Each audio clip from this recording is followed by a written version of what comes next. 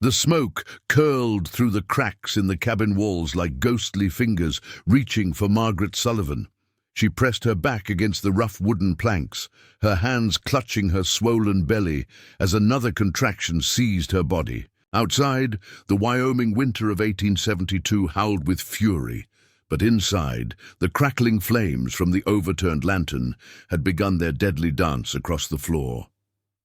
Before we jump back in, tell us where you're tuning in from, and if this story touches you, make sure you're subscribed, because tomorrow I've saved something extra special for you. Just 3 days ago, she had buried her husband Thomas beneath the frozen earth. The fever had taken him swiftly, leaving her alone in their homestead, 40 miles from the nearest settlement.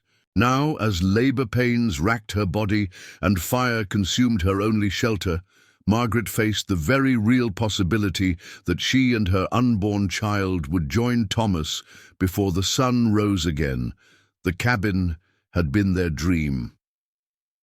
Thomas Sullivan, a former railroad worker from Boston, had saved every penny for 5 years to buy this patch of land in the shadow of the Medicine Bow Mountains. Margaret remembered the day they'd arrived, her husband's green eyes bright with hope as he surveyed the virgin territory. "We'll build something lasting here, Maggie," he'd said, using the pet name only he was allowed. "Something our children will be proud of." They'd worked side by side through that first brutal summer, Thomas felling trees while Margaret cleared brush and tended their small vegetable garden. By autumn, they had 4 walls and a roof, modest by any standard, but it was theirs. The following spring brought news of Margaret's pregnancy, and Thomas had worked even harder, expanding the cabin and trading furs for supplies in Cheyenne, whenever he could make the journey. But the land was unforgiving. The summer of 1872 brought drought, followed by an early, savage winter. Game became scarce, and Thomas was forced to venture farther from home to hunt. It was during one of these expeditions that he'd fallen through thin ice, soaking through his clothes. By the time he'd stumbled home, the chill had settled deep in his bones. The fever came fast and burned hot, and no amount of Margaret's nursing could break it. She'd wrapped his body in their best blanket and dragged him on a makeshift sledge to a small rise overlooking the valley. The ground was so frozen it had taken her 2 days to dig a grave deep enough. She'd said prayers she half remembered from childhood and marked the spot with stones arranged in a cross. Then she'd returned to the empty cabin to wait for her baby to come. The contractions had started that morning, earlier than expected. Margaret had been stoking the fire when the first wave hit, causing her to stumble. The lantern on the table wobbled, tipped, and crashed to the floor. Oil spread like water, and flames followed instantly. In her condition, Margaret could barely move fast enough to avoid the spreading fire, let alone extinguish it. Now, trapped in the corner farthest from the door, she watched the flames consume everything she and Thomas had built. The chest containing her wedding dress, the rocking chair Thomas had crafted for the baby, the Bible her mother had given her when she'd left Philadelphia to marry a man her family considered beneath her station. All of it fuel for the hungry. Flames! Another contraction struck, this one stronger than the last. Margaret bit down on her lip to keep from screaming. The smoke was thickening, stinging her eyes and burning her throat. She knew she had to move, had to get outside, but the fire blocked her path to the door. The window, if she could reach the window, she attempted to stand, using the wall for support. Her legs trembled, whether from fear or exhaustion she couldn't tell. The baby seemed to sense her distress, moving restlessly within her. "Please," she whispered, though she wasn't sure if she was addressing God, her unborn child, or the spirit of her departed husband. "Please, not like this." The cabin groaned as the fire weakened its supports. Burning debris began falling from the ceiling. Margaret made her decision. Better to die trying to escape than to wait for the roof to collapse. She gathered her skirts, took a deep breath of the increasingly toxic air, and prepared to make a dash through the flames. That's when she saw him. At first, she thought the Smoke was playing tricks on her eyes. A shadow moved beyond the wall of flames, too tall and purposeful to be a trick of the light. Then, through the inferno, a figure emerged. He moved with an otherworldly calm, as if the fire couldn't touch him. Margaret blinked hard, certain she was hallucinating, but the figure remained solid, real. He was Lakota, that much was clear from his dress and the way he wore his hair. Tall and lean, with skin the color of weathered oak and eyes dark as winter. Nights. He carried a blanket, thick, woven with patterns Margaret didn't recognize, and his expression was unreadable. No surprise at finding a white woman in labor in a burning cabin. No fear of the flames that licked at his doeskin leggings, just a steady, penetrating gaze that seemed to look through her rather than at her. Without a word, he spread the blanket over his shoulders and arms, creating a shield. Then he moved toward her with the fluid grace of a mountain cat. Margaret pressed herself against the wall, unsure whether this silent figure was salvation or another form of death. The smoke was so thick now she could barely see, and her lungs screamed for clean air. The Lakota scout reached her just as her legs gave out. He caught her with surprising gentleness, wrapping the blanket around both of them. The wool was somehow cool against her burning skin, and it seemed to repel the flames like water off oiled leather. She felt herself being lifted, carried like a child through the inferno.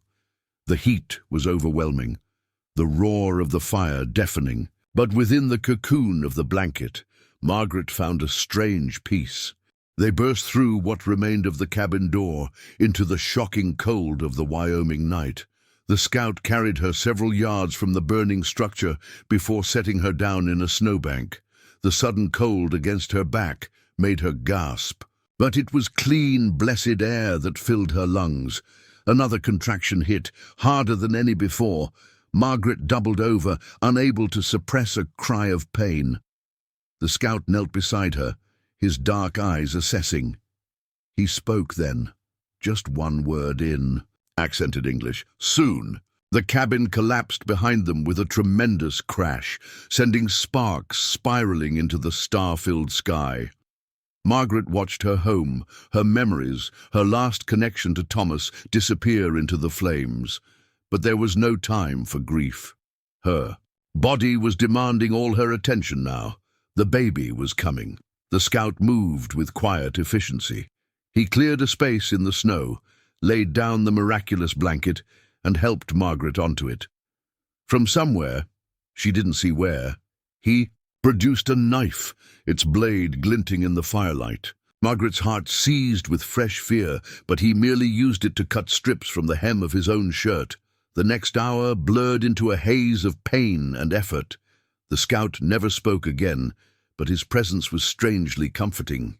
He seemed to know exactly what to do, supporting her when she needed to push, offering her snow to wet her parched lips, never once showing impatience or disgust at the messy, primal business of birth. When the baby finally emerged, a girl, healthy and screaming her displeasure at the cold world, the scout cut the cord with his knife and wrapped the infant in another section of his shirt. He handed the baby to Margaret with something that might have been a smile, though it was hard to tell in the dancing shadows cast by the dying fire. Margaret looked down at her daughter, tears streaming down her soot-stained cheeks. The baby had Thomas's nose and her own stubborn chin. "Grace," she whispered. "Her name is Grace." It seemed fitting, a gift of grace in the midst of loss and destruction. The scout nodded as if he understood. He rose and walked to the edge of the firelight, returning with an armload of wood. Working quickly, he built a small fire, controlled, safe, nothing like the inferno that had nearly claimed them. The warmth was welcome, and Margaret huddled close. Grace nestled against her chest. As the adrenaline faded, exhaustion crashed over Margaret like a wave. She fought to keep her eyes open, afraid that if she slept, she'd wake to find her mysterious savior gone, leaving her alone with a newborn in the Wyoming wilderness. The scout seemed to sense her fear. He touched her shoulder gently and spoke again, his voice soft but clear. "Rest, I watch." Margaret wanted to ask him 1,000 questions. Who was he? Where had he come from? Why had he helped her? But her body had other plans. Her eyelids grew heavy, and despite her best efforts, she felt herself sliding towards sleep. The last thing she saw was the scout sitting cross-legged by the fire, his blanket, somehow unscorched despite their passage through the flames, draped around his shoulders, his dark eyes vigilant in the night. Dawn painted the eastern sky in shades of rose and gold when Margaret stirred. The first thing she noticed was warmth, not the terrifying heat of flames, but the gentle warmth of fur against her skin. She was wrapped in the scout's blanket, with Grace tucked securely against her chest. The baby made small, contented sounds in her sleep. Her tiny fist curled around a strand of Margaret's hair. The second thing she noticed was the shelter. Sometime during the night, the scout had constructed a lean-to using pine boughs and what looked like pieces of salvaged timber from the cabin. It blocked the worst of the wind, creating a pocket of relative comfort in the vast wilderness. The fire still burned steadily, and beside it sat a collection of items that made Margaret's breath catch. A water pouch made from what appeared to be deer bladder. A small iron pot, miraculously intact from the cabin ruins, filled with melted snow, strips of dried meat, wild onions, and some kind of root vegetable she didn't recognize. The scout had spent the night not just watching, but providing. He sat at the edge of their small camp, his back to her, facing the rising sun. His hair, which she now saw clearly in the morning light, was streaked with premature grey despite his apparent youth. Perhaps 30 winters, she guessed. He wore traditional Lakota clothing, but with additions that suggested contact with white settlements, a leather vest with brass buttons, canvas trousers beneath his leggings. As if sensing her awakening, he turned. His face, which had seemed stern by firelight, showed unexpected gentleness in the dawn. He gestured to the pot. "Drink." Margaret struggled to sit up without disturbing Grace. The scout moved to help her, his hands steady but respectful, maintaining a careful distance. Once she was upright, she accepted the pot gratefully, sipping the warm water. It had been flavored with pine needles, giving it a clean, almost medicinal taste. "Thank you," she said, her voice hoarse from smoke. "For everything. I don't even know your name." He was quiet for so long she thought he wouldn't answer. Then, "Joseph White Eagle, Christian name from the mission school, Lakota name from my grandfather." It was the most he'd spoken, and Margaret sensed the weight behind the words. Mission. School meant forced education, cultural erasure. She'd heard stories from Thomas, who'd worked alongside Native Americans on the railroad. The systematic attempt to kill the Indian, save the man, as one administrator had put it. Preparing and narrating this story took us a lot of time, so if you are enjoying it, subscribe to our channel. It means a lot to us. Now back to the story. "I'm Margaret Sullivan," she offered. "This is Grace." Joseph nodded, then busied himself with the fire. He added the meat to the pot, along with the roots and onions. The smell made Margaret's stomach growl embarrassingly loud. She couldn't remember the last time she'd eaten. Sometime before Thomas died, certainly, while the food cooked. Margaret studied their surroundings in the daylight. The cabin was completely gone, reduced to a smoking pile of charred logs and twisted metal. Snow had fallen during the night, covering the worst of the destruction in merciful white. Beyond the ruins, the landscape stretched endlessly, rolling, hills giving way to distant mountains, all of it empty of human habitation. "How did you find us?" she asked. Joseph stirred the pot with a stick, considering his answer. "Hunting. Saw smoke. Not normal smoke. Too big. Wrong place. Came to look. Lucky. For us you did. Margaret adjusted Grace, who was beginning to wake. We would have died, maybe. He ladled some of the broth into a tin cup that had survived the fire, handing it to her. Maybe not. You are strong. Margaret almost laughed. She didn't feel strong. She felt broken, lost, overwhelmed by the enormity of her situation. She was alone with a newborn in the middle of winter, miles from civilization, with no shelter, no supplies, no husband. What was she going to do? As if reading her thoughts, Joseph said, "The trading post at Elkhorn Creek. 2 days' walk. 3. With the baby, they will help. I can't walk that far. Not yet. She gestured helplessly at herself, at Grace, at the vast emptiness around them. Not today, Joseph agreed. Rest today. Maybe tomorrow. I will stay. The simple declaration brought tears to Margaret's eyes. This stranger, this man from a people her own kind had wronged in countless ways, was offering to delay his own journey, to help her. She didn't know how to express her gratitude, so she simply nodded and focused on the broth. The day passed quietly. Joseph disappeared for hours at a time, returning with more firewood, more food, and once with a rabbit he'd snared. He showed Margaret how to wrap Grace in the Lakota way, creating a snug bundle that kept the baby warm while leaving Margaret's hands free. He melted snow for washing, helped Margaret clean herself and the baby with gentle efficiency that suggested, "Experience with childbirth. You have children?" Margaret asked during one of these quiet moments. A shadow crossed his face. Had son. Died in the winter sickness 3 years ago. Wife followed soon after. The words were sparse, but Margaret heard the ocean of grief beneath them. She knew that particular emptiness, the way loss carved out your insides and left you hollow. "I'm sorry." Joseph shrugged, but his eyes remained distant. The way of things. Birth, death, birth again. The circle continues. As afternoon faded toward evening, Joseph began preparing for another night. He reinforced the shelter, gathered more firewood, and surprised Margaret by producing a small leather pouch from his pack. Inside were herbs she didn't recognize. He crushed some between his fingers, releasing a pungent aroma, and added them to a fresh pot of water.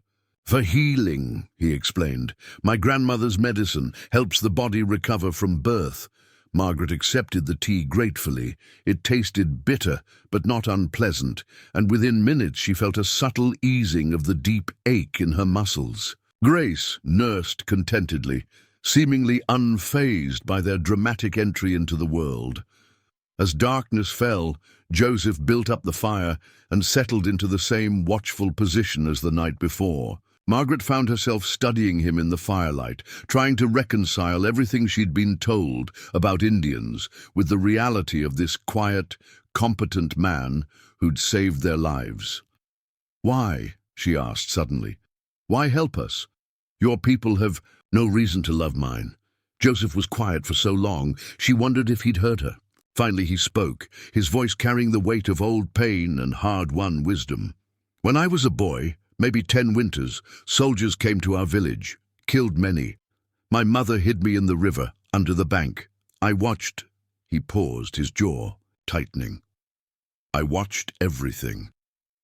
Margaret's breath caught. She knew the stories, had heard them dismissed as exaggerations back east. But looking at Joseph's face, she knew they were true. "After, I was angry. Wanted revenge, went to live with my mother's brother, a warrior. He taught me to fight, to track, to hunt, but also taught me this. Hatred is a fire that burns the one who carries it. He said, learn their ways, but do not become them. Keep what is good from both worlds." He poked at the fire with a stick, sending sparks dancing into the night.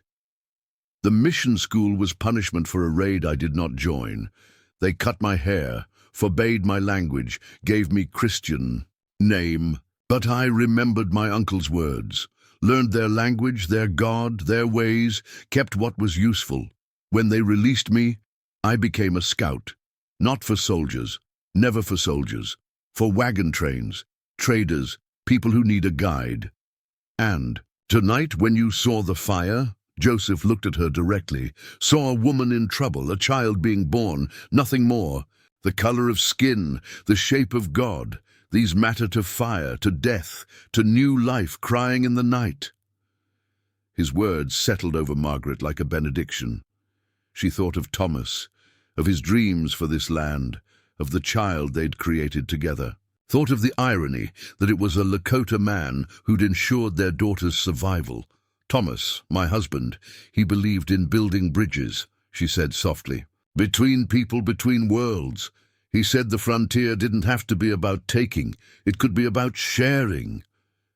Your husband was an unusual man. Yes, he was. Margaret smiled sadly. He would have liked you. They sat in companionable silence. As the fire burned low, Grace stirred and fussed, and Margaret tended to her needs while Joseph discreetly busied himself with checking the shelter. When the baby settled again, Margaret found herself fighting exhaustion but afraid to sleep. The vast darkness beyond their small circle of light pressed in, full of unknown threats. The wolves, she said suddenly. I heard them at night. Won't they? Joseph shook his head. Not here. This place has protection. What kind of protection? He hesitated, then pointed to markings she hadn't noticed before. Symbols carved into the trees surrounding their camp. Old signs, sacred markers. This was the ceremony ground once, long ago. Animals know, respect such places. Margaret studied the symbols, curious despite her exhaustion. Your people's ceremonies? Older than my people, older than yours. The first people, the ancient ones. They knew how to speak to the land, how to ask for safety. Their marks still carry power. It should have sounded like superstition, but sitting there in the wilderness with her newborn daughter, alive against all odds, thanks to this man's intervention, Margaret found herself believing. The rational part of her mind, the part educated, in Philadelphia drawing rooms and lecture halls, might scoff, but her heart knew better. There were mysteries in this land, deeper than anything her world could explain. Will you tell me, she asked, about the ancient ones? About your people's stories. Joseph looked surprised. You want to know? Yes. If Grace is to grow up in this land, she should know its stories. All of them. For the first time since she'd met him, Joseph smiled fully.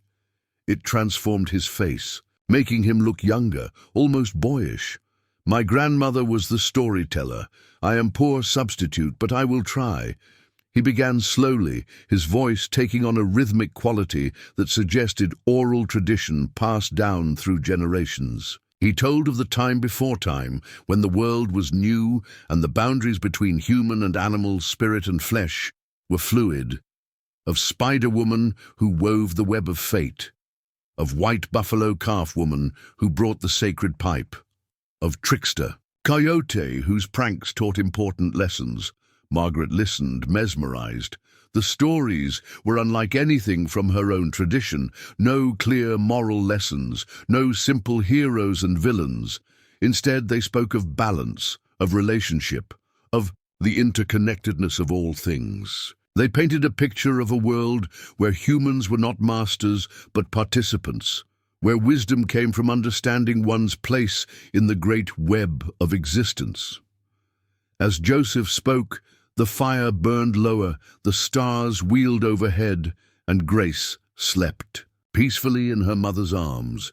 The night no longer seemed threatening, but protective, like a great blanket thrown over the world. Margaret felt something shifting inside her, some fundamental understanding of where she was and what lay ahead. When Joseph finally fell silent, Margaret realized tears were streaming down her face, not tears of sorrow, but of something else. Recognition, perhaps, or release. Thank you, she whispered. Joseph nodded, understanding without words what she meant. Not just for the stories, but for everything. The rescue, the care, the bridge between worlds he'd offered so freely.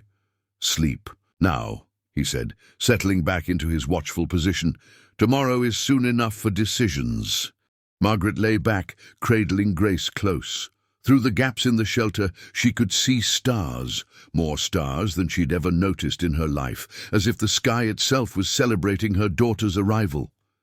She thought of Thomas, wondered if he was up there somewhere watching, wondered what he'd think of their unlikely guardian angel. As sleep finally claimed her, Margaret's last coherent thought was a prayer, not the formal prayers of her childhood, but something simpler, more fundamental. A prayer of gratitude for unexpected kindness, for the mysterious ways help arrives when most needed, for the possibility that Grace might grow up in a world where boundaries between peoples could be crossed with compassion rather than violence. The fire crackled softly. The nightbirds called, and Joseph White Eagle kept watch, a bridge between worlds, a guardian of new life, a keeper of ancient wisdoms in a rapidly changing land. The morning brought unexpected warmth, a Chinook wind sweeping down from the mountains. To temporarily push back winter's grip, Margaret woke to find Joseph already up, studying the sky with a furrowed brow. Grace lay nestled against her chest, making small, sucking motions in her sleep. "The weather turns," Joseph said without looking. "At here, false spring will not last but gives us an opportunity." Margaret sat up carefully, her body protesting the movement. 2 days of rest had helped, but she still felt weak, unsteady. The thought of walking for days through the wilderness seemed impossible. Opportunity for what? To move. The snow will soften, make travel easier, but only for short time. Maybe 2 days before winter returns, harder than before. The urgency in his voice was unmistakable. Margaret looked at the meager supplies they'd salvaged, at her tiny daughter, at the vast expanse of country between them and safety. "I don't know if I can make it." Joseph turned to face her, his dark eyes serious. "Not to the trading post. Too far. But there is another place, closer, half a day's walk, maybe less if we go slow." "What place?" He hesitated, clearly weighing his words. "My winter camp, hidden valley, protected from wind, shelter, supplies, safe place to grow strong." Margaret's first instinct was to refuse. Going deeper into the wilderness, farther from her own people, seemed like madness. But looking at Joseph, remembering all he'd done for them, she found her fears battling with a growing trust. This man had saved their lives and asked nothing in return. And what were her alternatives? Wait here for rescue that might never come? Attempt the journey to the trading post and risk Grace's life? "Your camp," she said slowly. "Would we be welcome there?" A ghost of a smile crossed Joseph's face. "No one there but memories. I have been wintering alone since—" He didn't finish, but Margaret understood, since his wife and son died. "All right," she heard herself saying, "we'll go to your camp." Joseph nodded, immediately beginning preparations. He fashioned a carrying sling from the salvaged blanket, showing Margaret how to secure Grace against her chest while keeping her hands free. From the ruins of the cabin, he salvaged anything useful: a knife, some nails, a small mirror miraculously unbroken. Everything went into a pack he created from deer hide and salvaged leather. By mid-morning, they were ready. Joseph shouldered the pack and helped Margaret to her feet. She swayed, dizzy from the effort, but his steady hand kept her upright. Grace whimpered at the movement, but settled quickly, lulled by the warmth of her mother's body. They set off slowly, Joseph leading the way through terrain that looked impassable to Margaret's eyes. He seemed to read the land like others might read a book, finding game trails invisible to her, avoiding deep drifts, choosing paths that offered shelter from the wind. Every few minutes he would pause, allowing her to rest, checking that Grace was secure. The Chinook wind grew stronger as they walked, turning the snow to slush underfoot. Water dripped from pine branches, creating a constant pattern like rain. Birds that had been silent for weeks began to call, fooled by the false spring. Margaret found herself oddly grateful for the deception. Without it, this journey would have been impossible. They'd been walking for perhaps 2 hours when Joseph suddenly stopped, holding up his hand for silence. Margaret froze, her heart racing. In the distance she heard it, voices, men's voices speaking English. Joseph pulled her behind a cluster of rocks, motioning for absolute quiet. Through the trees, Margaret could make out 3 figures on horseback. White men, heavily armed, their faces hard with purpose. As they drew closer, she could hear their conversation. "Tracks lead this way. Saw the smoke 2 nights back. Indians, sure as hell. Could be trappers." "Not likely." "Trappers. Don't build signal fires. Besides, Porter said he saw a brave man moving through here yesterday. Lakota by the look of him." Margaret felt Joseph tense beside her. She understood the danger immediately. These men were hunting Indians, any Indians. If they found Joseph, they'd shoot first, ask questions never, and her presence might not make any difference. She'd heard stories of white women found with Indian men, treated as captives regardless of the truth. The riders were moving closer, following a trail that would bring them within yards of their hiding spot. Grace chose that moment to stir, making small fussing sounds. Margaret pressed her closer, desperately trying to soothe her, but the baby was waking hungry. Joseph made a decision. He pressed the pack into Margaret's hands, then pointed to a narrow ravine that cut through the hillside behind them. His message was clear: take the baby and run, hide. He would deal with the men. Margaret grabbed his arm, shaking her head. If he confronted them, they'd kill him, but Joseph's expression was calm, resolved. He squeezed her shoulder once, then stepped out from behind the rocks. The riders saw him immediately. Guns appeared in their hands with practiced speed. "Hold it right there, Indian." Joseph raised his hands slowly, keeping them visible. When he spoke, his English was deliberately broken, playing into their expectations. "No trouble, just scout. Work for a wagon company." "Like hell you do." The lead rider, a grizzled man with cold blue eyes, kept his rifle trained on Joseph's chest. "What wagon company?" "Mackenzie outfit, from Fort Laramie. Scout ahead for spring crossing." The men exchanged glances. The Mackenzie name carried weight. One of the biggest freight companies operating between the Missouri and the coast, but suspicion remained thick in the air. "Where's your papers, then?" "Mackenzie always gives his scouts papers." Joseph reached slowly for his vest, producing a folded document. Margaret, watching from the ravine where she'd retreated with Grace, recognized it as authentic. She'd seen similar papers when Thomas had worked for the railroad. But would these men believe it? The leader snatched the paper, scanning it quickly. His expression shifted from suspicion to disappointment. "Shit, he's legal, boys." "Could be forged," one of the others suggested. "Indians are getting clever these days." "Nah, I know Mackenzie's mark. This is real." He handed the paper back to Joseph with obvious reluctance. "What are you doing out here anyway? Season's wrong for scouting, hunting, trail meet for spring drive. See smoke 2 nights back, go to look, nothing there. Cabin burned down." "Yeah, we saw that too. Settlers probably. Damn fools building way out here." The leader spat tobacco juice into the snow. "You see any other Indians? We're tracking a war party. Killed some folks over near Sage Creek." Joseph shook his head. "No war party. Too cold. Warriors stay in winter camps." The men conferred quietly. Margaret held her breath, praying Grace would stay quiet. After what felt like hours, but was probably only minutes, the leader made a decision. "All right, Scout, you can go. But if you see any of your red brothers stirring up trouble, you better report it. Mackenzie won't protect you if you're helping hostiles."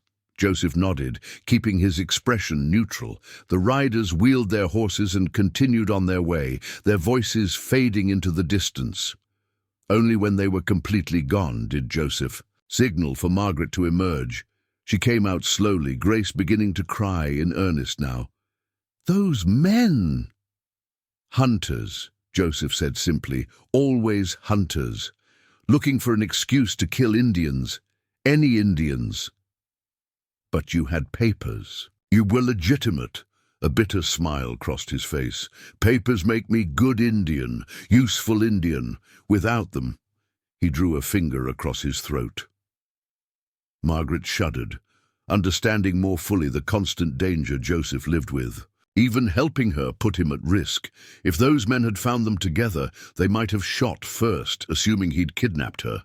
The papers might not have mattered then. They resumed their journey, but the encounter had shaken them both. Joseph moved more cautiously now, taking longer routes that kept them in heavy cover. Margaret found herself jumping at every sound, imagining more riders, more guns. Grace, perhaps sensing her mother's tension, remained fretful. The sun was past its zenith when Joseph finally relaxed. They'd entered a different kind of country, steeper, more heavily forested, with exposed rock faces and hidden valleys. The Chinook wind was blocked here, and the air grew colder, but Joseph seemed more at ease. "Close now," he said, helping Margaret over a fallen log. "My people's land, old territory. Whites don't come here. Too rough, no gold, no good farming. Safe." They climbed through a narrow defile between two cliff faces, the path so cunningly concealed, Margaret would never have found it on her own. At the top, the land opened into a small valley, perhaps half a mile across, surrounded by protective ridges. A stream ran through the center, partially frozen, but still flowing. Stands of pine and aspen provided shelter, and at the far end, built against a southern-facing cliff, stood a structure that made Margaret catch her breath. It wasn't a typical Indian dwelling, not a teepee or wickiup. Instead, it was a hybrid construction, part log cabin, part traditional shelter, built to last. The logs were chinked with mud and moss, the roof covered with pine boughs and hide. A stone chimney rose from one end, and actual glass windows, small but real, flanked a sturdy door. "Your home?" Margaret asked. "Winter Lodge. Built it 3 years ago, after—" He didn't need to finish. After his family died, after he'd chosen solitude over the reminders of shared life. They made their way down into the valley, Joseph pointing out features as they walked. The stream had fish, trout that survived the winter in deep pools. The southern exposure meant longer sunlight, earlier snowmelt.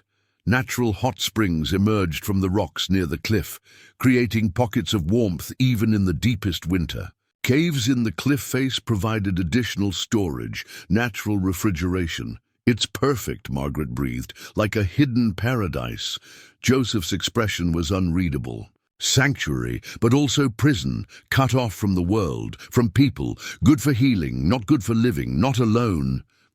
They reached the lodge as afternoon shadows began to lengthen. Joseph produced a key, another surprise, and unlocked the heavy door. Inside, Margaret found herself in a space that defied every expectation she'd had about Indian dwellings.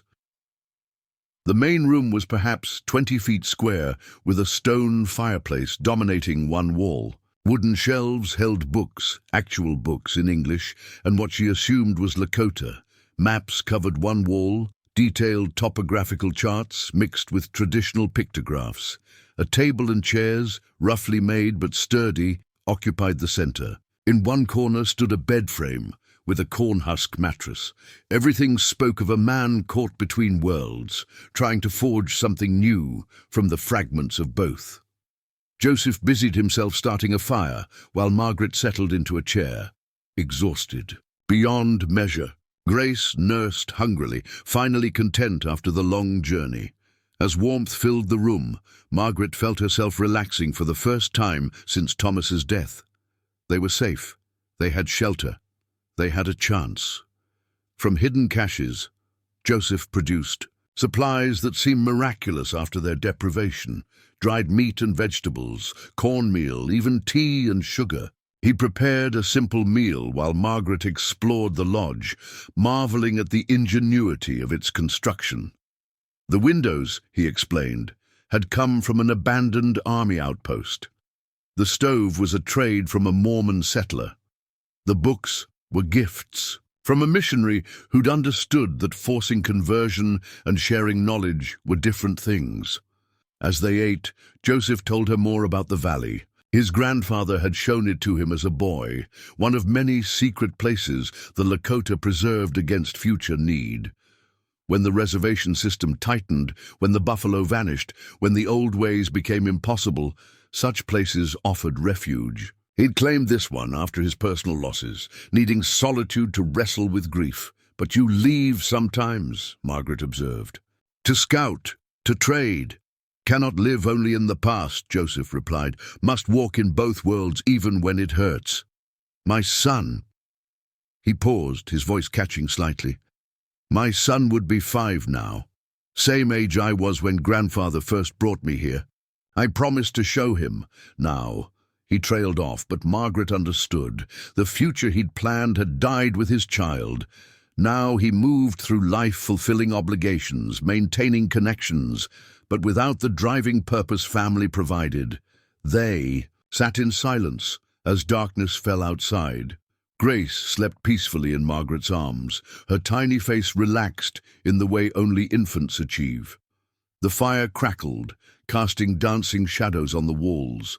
Outside, wind sighed through the pines, but the sturdy walls kept them warm and secure. "Tomorrow," Joseph said finally, "I will show you the springs. Warm water, good for healing, help the body recover from birth. Also show you where food is stored, how to work the stove, where to find water when the stream freezes." "You're leaving?" Margaret felt a stab of panic. "Must check trap lines, hunt while the weather holds. Back before dark, you are safe here.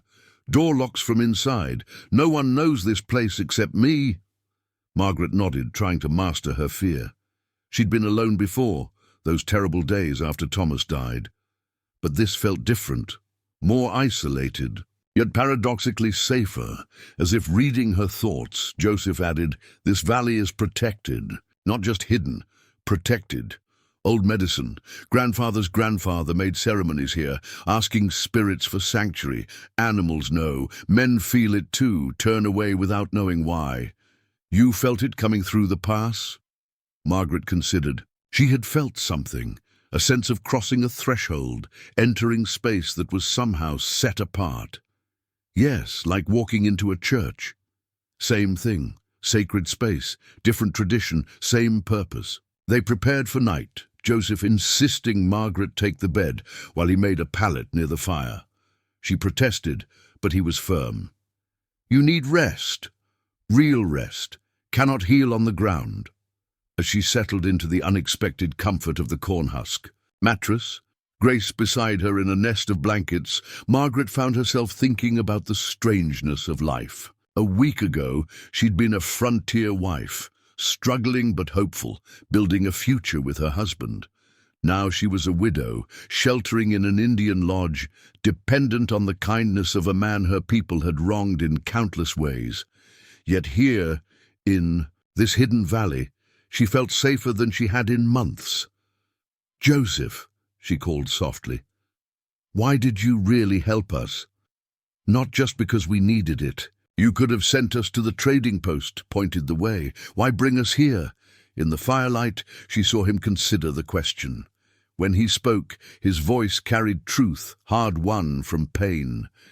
"Night of fire, saw a woman fighting for life, for a child's life. Remembering my wife, same fight, different battle. She lost, you won. Seemed like sign, chance to help what I could not save. And now we're a burden to you, complications you don't need." "No." The word was firm. "Not a burden, reminder." "Of what?" "That life continues, that death is not the end of the story, that sometimes strangers become family in ways blood cannot make." He paused, then added quietly, My wife would say you were sent, would say spirits knew I needed purpose again, would say a child born in fire must have a destiny worth protecting. Margaret felt tears sliding down her cheeks. In her own tradition, she might have called it providence, God's plan, divine intervention. The names differed, but the underlying truth remained. Sometimes help came from unexpected quarters, bridges formed across impossible divides, hope emerged from ashes, literally in their case. "Thank you," she whispered, "for everything." But Joseph was already asleep, or pretending to be. Margaret lay back, listening to the night sounds of the valley, the distant howl of wolves that seemed more lonely than threatening, the whisper of wind through pine boughs, the settling of logs in the fireplace. Grace stirred, making small sounds, and Margaret soothed her with a touch. Tomorrow will bring new challenges. She had to learn to survive in this place, had to decide what came next for her and Grace. The trading post still waited, civilization still called. But tonight, in this hidden sanctuary, she was content to simply be, to rest, to heal, to consider the possibility that her daughter's dramatic entry into the world might indeed mark a special destiny, one that required this exact moment, this exact place, this exact guardian. The fire burned low. The stars wheeled overhead, visible through the small windows.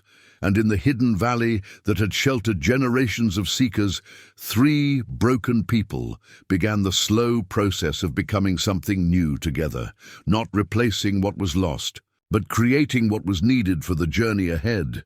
The hot springs emerged from the mountainside like nature's own miracle, steam rising in ethereal wisps against the morning air. Margaret stood at the edge, marveling at the natural pools carved into rock over countless centuries.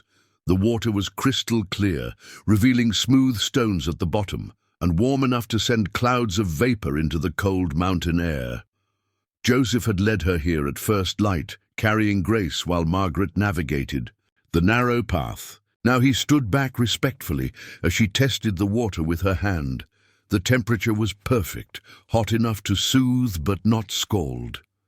"Minerals in water help healing," he explained. "My people have come here for generations. Sacred waters, good medicine."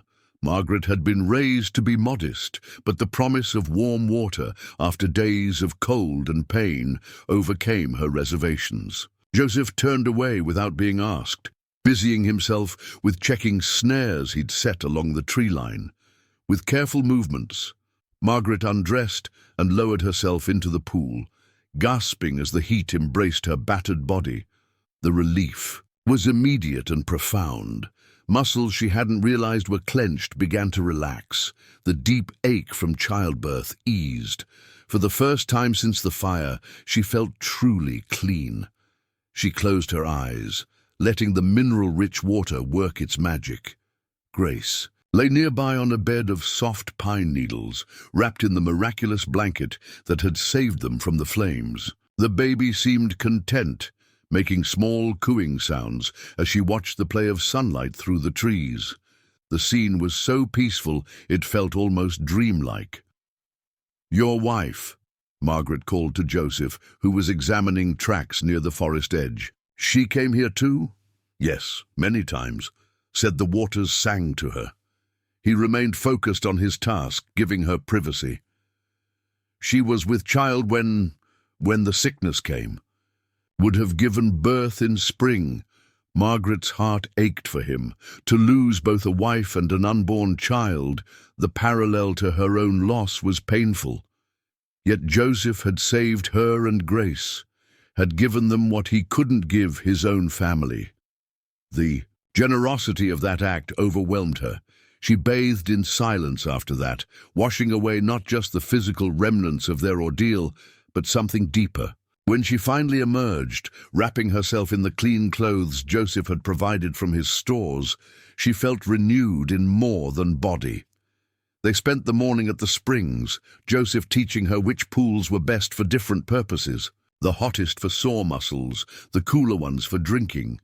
a special alcove where the minerals concentrated for treating wounds. He showed her how to identify the healing plants that grew in the warm microclimate around the springs, explained which ones helped with milk production for nursing mothers, which eased pain, which fought infection. Grace nursed contentedly while they talked, the baby clearly thriving despite their dramatic circumstances. Margaret found herself studying Joseph as he spoke, noting the way his hands moved when he explained things, the depth of knowledge he carried, the gentle way he handled even the smallest plant. This was not the savage her Eastern education had prepared her to fear, but a man of learning and wisdom, different from her own but no less valuable. By midday, they returned to the lodge. Joseph prepared to check his trap lines as promised, but first he showed Margaret around the valley in daylight. The hidden paradise revealed more secrets. Caves for storage, a smokehouse cleverly concealed among the rocks, patches where medicinal plants grew in abundance during summer. He pointed out game trails, showed her how to read the signs of different animals, explained which were dangerous and which were simply curious. The elk come down in deep winter, he said, indicating a meadow near the stream. Easy hunting then, deer too. Bears sleep in caves on the North Ridge. Stay away from there until true spring. Wolves pass through but don't den here. They know this is a human place. How long have your people known about this valley? Joseph considered. Story is about 7 generations, maybe more. Was refuge during the bad times, when Crow raided from the north, when the first white men brought disease. Hidden places like this kept people alive. And now it keeps us alive, Margaret said softly. Joseph looked at her directly. Yes, but questions come. How long do you stay? What do you want for the future? I will help either way, but I must know. For plan, it was the conversation Margaret had been dreading. In the immediate aftermath of the crisis, survival had been enough, but now, in this place of safety, larger questions loomed. Where did she belong? What kind of life could she give Grace? I don't know, she admitted. Everything I planned died. With Thomas, the homestead is gone. I have no family back east who would welcome me. They disowned me when I married beneath my station. The trading post, she trailed off, thinking of what awaited her there. Pity at best, exploitation at worst. A widow with a newborn was vulnerable in frontier society. You could stay here, Joseph said carefully, through winter at least. Spring brings choices. Now only survival matters. The offer hung between them, weighted with implications neither was ready to examine. Margaret knew what he was risking. Harboring a white woman and child could bring trouble he didn't need. Yet the alternative terrified her. The thought of facing the world alone with Grace, of trying to build a life from nothing. I would be grateful to stay, she said finally, until spring, until I'm stronger and can decide wisely. Joseph nodded, satisfaction flickering across his features. Good. Now I will show you everything. How to bank fire so it lasts through the night, where emergency supplies are hidden. How to bar the door properly. Must know these things. The afternoon became a practical education. Joseph was a thorough teacher, ensuring Margaret understood not just what to do, but why. The stove had quirks, a damper that stuck, a particular way the wood needed to be stacked. The well outside could freeze in extreme cold, but there was always water from the hot springs. The root cellar stayed constant temperature, perfect for storage. Signal methods if she needed help, specific patterns of smoke during day, arrangements of lanterns at night. You're preparing me to be alone, Margaret observed. Preparing you to be capable, Joseph corrected. Difference between alone and helpless. You are a strong woman. Survived what would kill many. But strength needs knowledge to be useful. As shadows lengthened, Joseph gathered his hunting gear. Margaret felt anxiety rising at the prospect of his departure, even for a few hours. The lodge suddenly seemed very isolated, the valley very empty. Bears are sleeping, yes? She asked, trying to keep fear from her voice. Yes, and the door is strong. You are safe here, but take this. He handed her a revolver, a well-maintained army. Colt. You know guns? Thomas taught me to shoot. For protection on the frontier. Good, this is loaded. More ammunition in the chest by bed, but I won't need it. Valley protects its own. With that reassurance, he departed, disappearing into the forest with the silent efficiency that seemed second nature to him. Margaret barred the door as instructed, then stood in the sudden quiet of the lodge. Grace slept peacefully in a cradle Joseph had retrieved from storage, hand-carved, beautiful work that spoke of preparation for a child who never lived to use it. The afternoon passed slowly. Margaret explored the lodge more thoroughly, discovering treasures that revealed more about her mysterious protector. A journal written in careful script, mixing English and Lakota, documenting plants and their uses. Sketches of extraordinary skill showing animals, landscapes, people. A Bible with margin notes in multiple hands, suggesting it had passed through several owners. A medicine bundle wrapped in deerskin, clearly sacred, which she didn't touch. On a high shelf, she found a photograph, a formal portrait of the kind traveling photographers made. It showed Joseph, younger and less careworn, standing beside a beautiful Lakota woman. She held a young boy, perhaps 2 years old, who had his father's serious eyes. They looked happy, proud, and complete.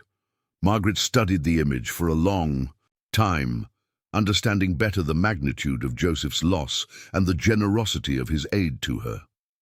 As dusk approached, she built up the fire and prepared a simple meal from the supplies Joseph had shown her. The mundane tasks felt strange in this extraordinary setting. She was a Philadelphia debutante, turned frontier wife, turned widow, now sheltering in an Indian lodge, learning to survive in ways she'd never imagined. If her mother could see her now, the thought brought unexpected laughter. Her mother, with her rigid ideas about propriety and place, would be horrified.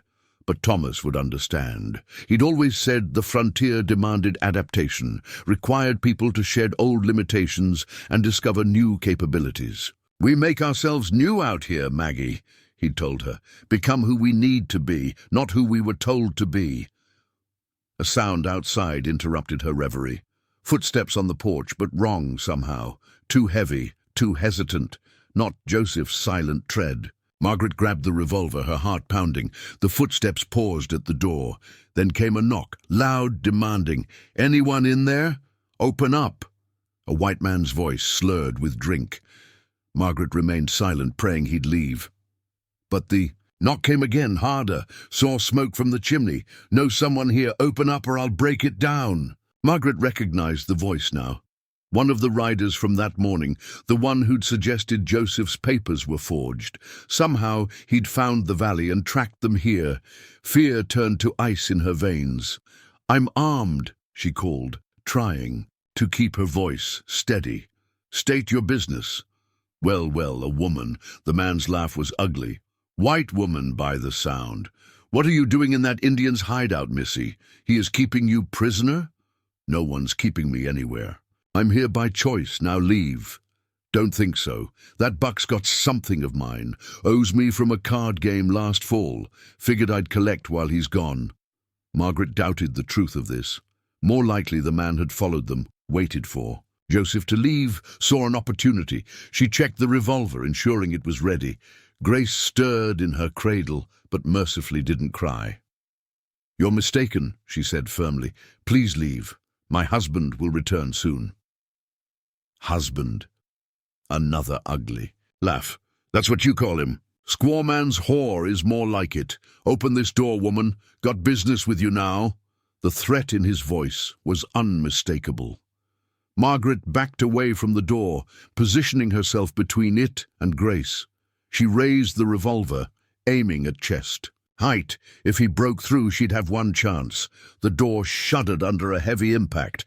The man was trying to break it down, but Joseph had built well. The bar held. Another impact, cursing, then sudden silence. Margaret strained to hear, weapon trembling in her hands. A different sound came, a thud, like something heavy falling. Then footsteps, but familiar ones this time. Joseph's voice came quietly. "Mrs. Sullivan, safe to open." With shaking hands, Margaret lifted the bar. Joseph stood on the porch, his face grim. The intruder lay unconscious at his feet, blood trickling from his temple.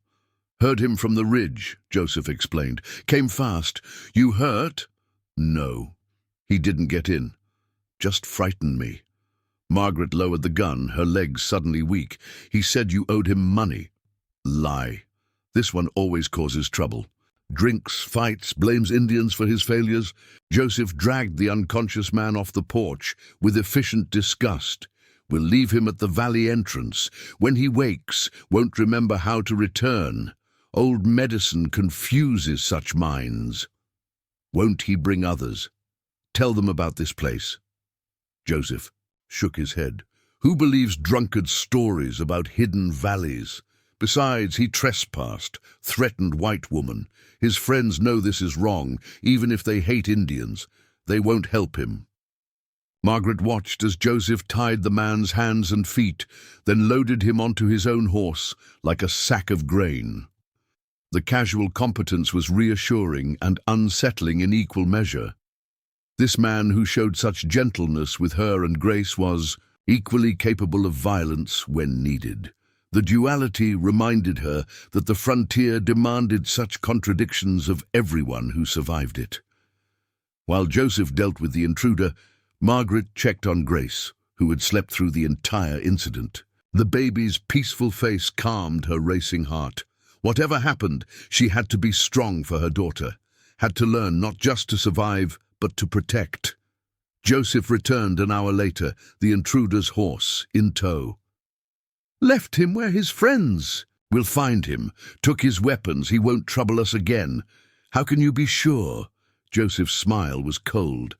"Told him the valley is cursed, that spirits of dead warriors guard it, that any white man who enters uninvited will face judgment. He may not believe, but fear will keep him away. Such men are cowards beneath the bluster." They prepared dinner together, a strange domesticity after the evening's violence. Joseph had brought back 2 rabbits and a grouse from his trap line. He showed Margaret how to clean and prepare them, another skill for survival. As they worked, he told her about other defensive measures, hidden weapons, caches, escape routes if the lodge was compromised, places in the valley where one person could hold off many. "You prepare for war," Margaret observed. "Prepare for possibility. Peace is preference, but frontier teaches readiness. Your husband understood this, yes?" "Yes. Thomas believed in being prepared. He just wasn't prepared for fever. No one prepares for everything. Death finds its way. But life continues, adapts, survives. You prove this. Your daughter proves this." After dinner, they sat by the fire, Grace cradled in Margaret's arms. The earlier fear had faded, replaced by a strange sense of security. Not the security of civilization, with its laws and conventions, but something more primal. The security of strength recognized and respected, of sanctuary defended, of capability proven. "I fired a shot," Joseph said suddenly. "When I stopped him, your neighbor will have heard, may come to investigate." "My neighbor?" Margaret was confused. The valley seemed completely isolated. "Marcus Freeman, trapper, lives 3 valleys over. Good man, married to a Cheyenne woman. They winter near here most years. He'll recognize my rifle's sound and know something happened." "Will he come?" "Perhaps. Tomorrow, if at all. Marcus minds his own business. But gunfire is everyone's concern. Out here," Joseph paused, "might be good for you to meet him, and Sarah, his wife. She knows healing, especially women's medicine, could help you recover fully." The idea of other people nearby was both comforting and unsettling. Margaret had begun to think of the valley as their private world, separate from outside complications. But she recognized the wisdom in Joseph's suggestion. She needed allies, needed to understand the broader community of this wilderness, such as it was. Do they have children? 2 boys, half-breeds, like... Joseph caught himself. Like Grace will be considered if we stay together through winter. World has names for such children, not kind names. The implication hung heavy in the air. By staying. Here, by accepting Joseph's protection, Margaret was crossing lines her world drew firmly. Grace would grow up between worlds, belonging fully to neither. It was a burden Margaret hadn't considered in the immediacy of survival. Thomas dreamed of a different world, she said quietly, where such divisions mattered less, where people were judged by character, not color. He thought the frontier might birth that world. Pretty dream, but the frontier often makes divisions worse. Fear drives people to extremes. Do you regret helping us? The complications it brings? Joseph was quiet for a long moment. No regret. But truth must be faced. You stay here through winter, stories will spread. White woman living with an Indian man. Some will say captive, some will say worse. When you return to your world, those stories follow. And if I don't return to that world? The question surprised them both. Margaret hadn't meant to voice it, hadn't even fully formed the thought. But once spoken, it demanded examination. Joseph studied her carefully. Then a different future opens. Harder in some ways, free in others. But choice must be yours, made with clear eyes, not from fear or gratitude or loneliness, from understanding what each path means. Margaret nodded, recognizing the wisdom in his words. These were not decisions for tonight, not choices to be made in the shadow of crisis. But seeds had been planted, possibilities acknowledged. The winter would give time for clarity. Outside, wind howled through the pines, but the lodge remained. Warm and secure, Grace slept peacefully, innocent of the complex world she'd entered. The fire crackled softly, casting dancing shadows on walls that had witnessed loss and now sheltered unexpected hope. Joseph rose to check the door's bar, then paused. From a chest near his bed, he withdrew something wrapped in soft leather. He approached Margaret almost shyly, unusual for a man so confident in action. "This was made for my son," he said, unwrapping the object. "Never used." It was a cradle board, beautifully crafted, decorated with beadwork in patterns that seemed to tell stories. The wood was smooth as silk, the leather soft and supple. Every detail spoke of love, hope, preparation for a future that never came. "I can't," Margaret began, but Joseph shook his head. "Not a gift. Loan. For Grace. While you stay. Practical thing. Keeps baby safe, lets mother work. But also," he struggled for words, "also healing, for board to hold the child again, for a child to have what was made with love." Circle continues. Margaret accepted the cradleboard, running her fingers over the intricate beadwork. She understood what this offering cost him, what it meant. Not a romantic gesture, but something deeper.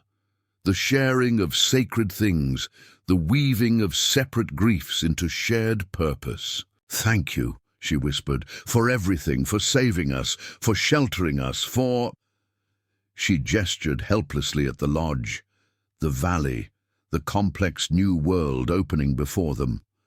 "No thanks needed. We do what the situation requires." What spirits? A guide. Tomorrow brings what tomorrow brings. Tonight we are safe. Baby is healthy. Fire is warm. Enough.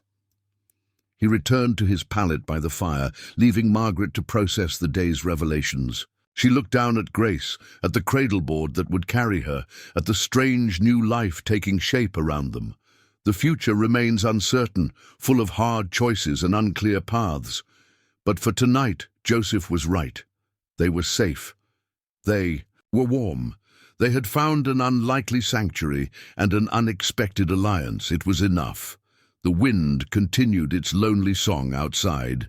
But within the lodge, 3 lives began the delicate process of weaving together, creating something new from Loss, finding strength in shared solitude, building bridge between worlds that Grace would someday walk with confidence. The valley kept its secrets, the stars wheeled overhead, and in the hidden places of the frontier, new forms of family quietly took root.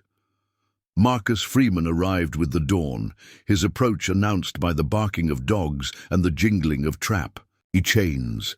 Margaret watched from the window as Joseph went out to meet him, the two men clasping forearms in greeting before falling into rapid conversation. She couldn't hear their words, but their gestures told the story, Joseph explaining the previous night's events, Marcus nodding with understanding.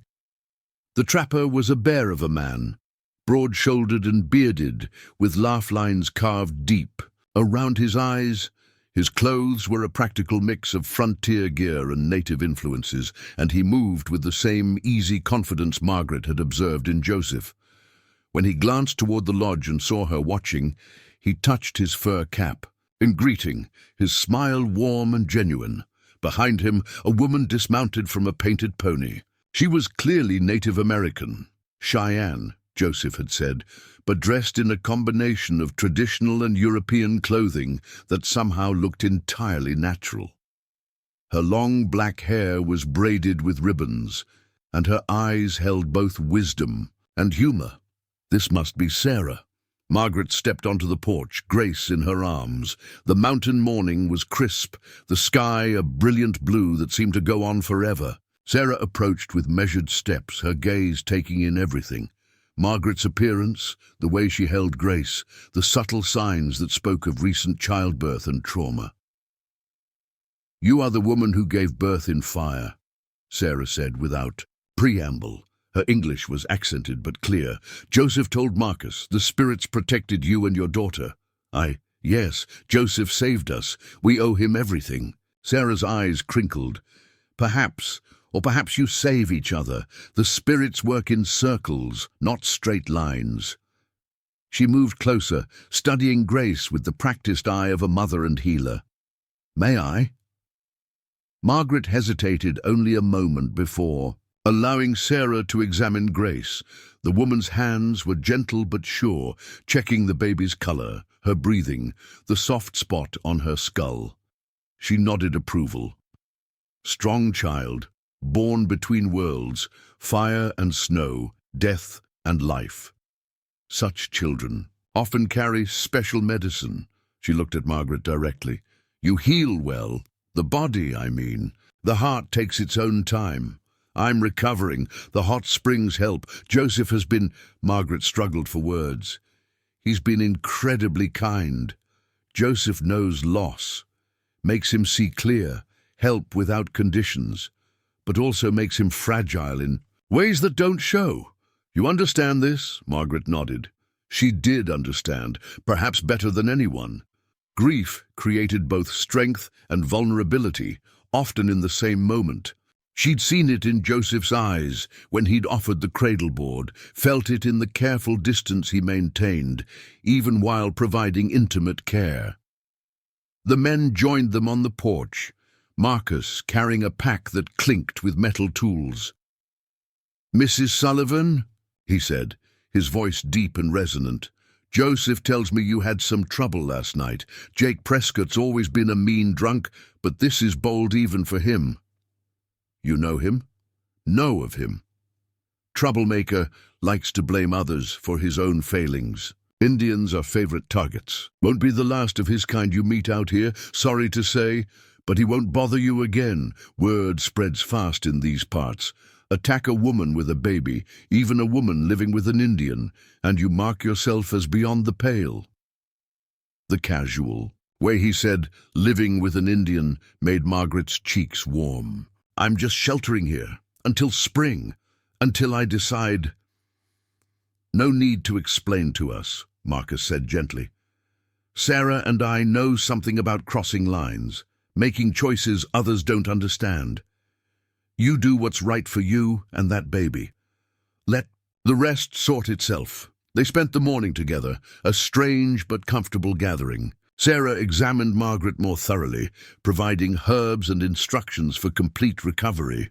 She showed Margaret how to use the cradle board properly, demonstrating with the ease of experience. Her own boys, she explained, were nearly grown. Now, 12 and 14, out on their first solo hunt with their cousin. They struggle sometimes, Sarah admitted. Not native enough for some, not white enough for others.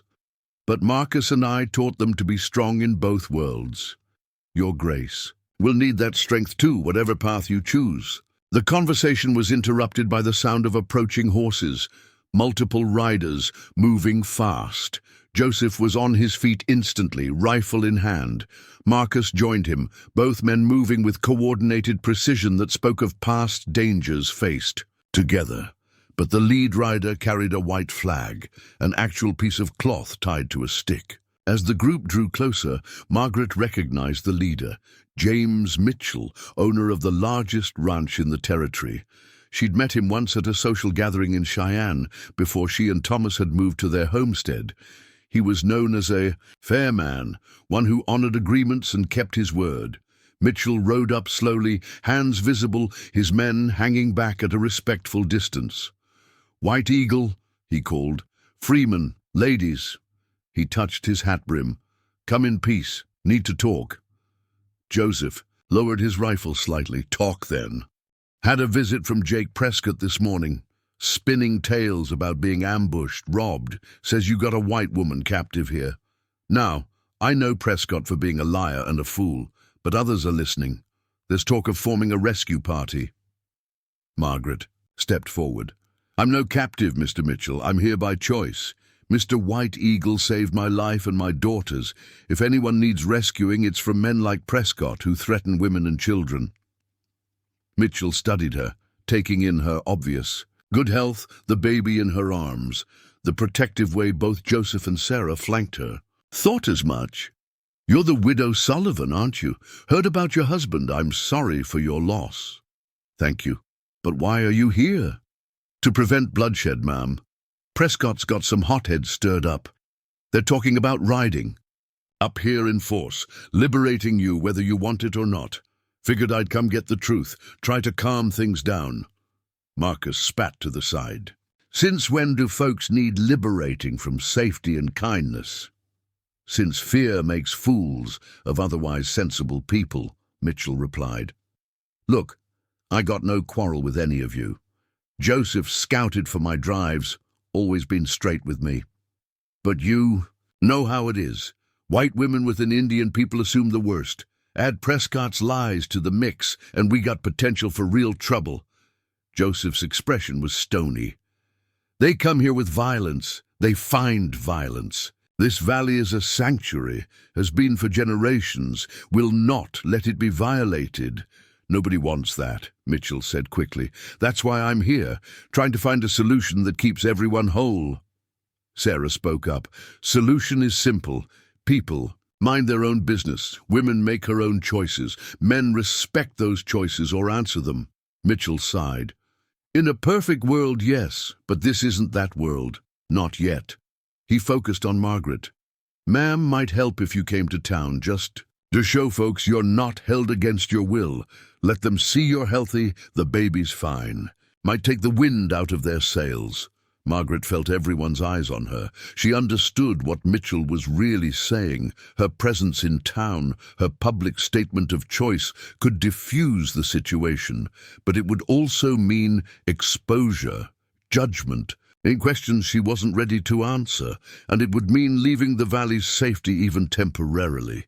"When?" she asked. "Soon as possible. Today, if you're able. Got a wagon, you could ride comfortably." "I'll go," Margaret decided.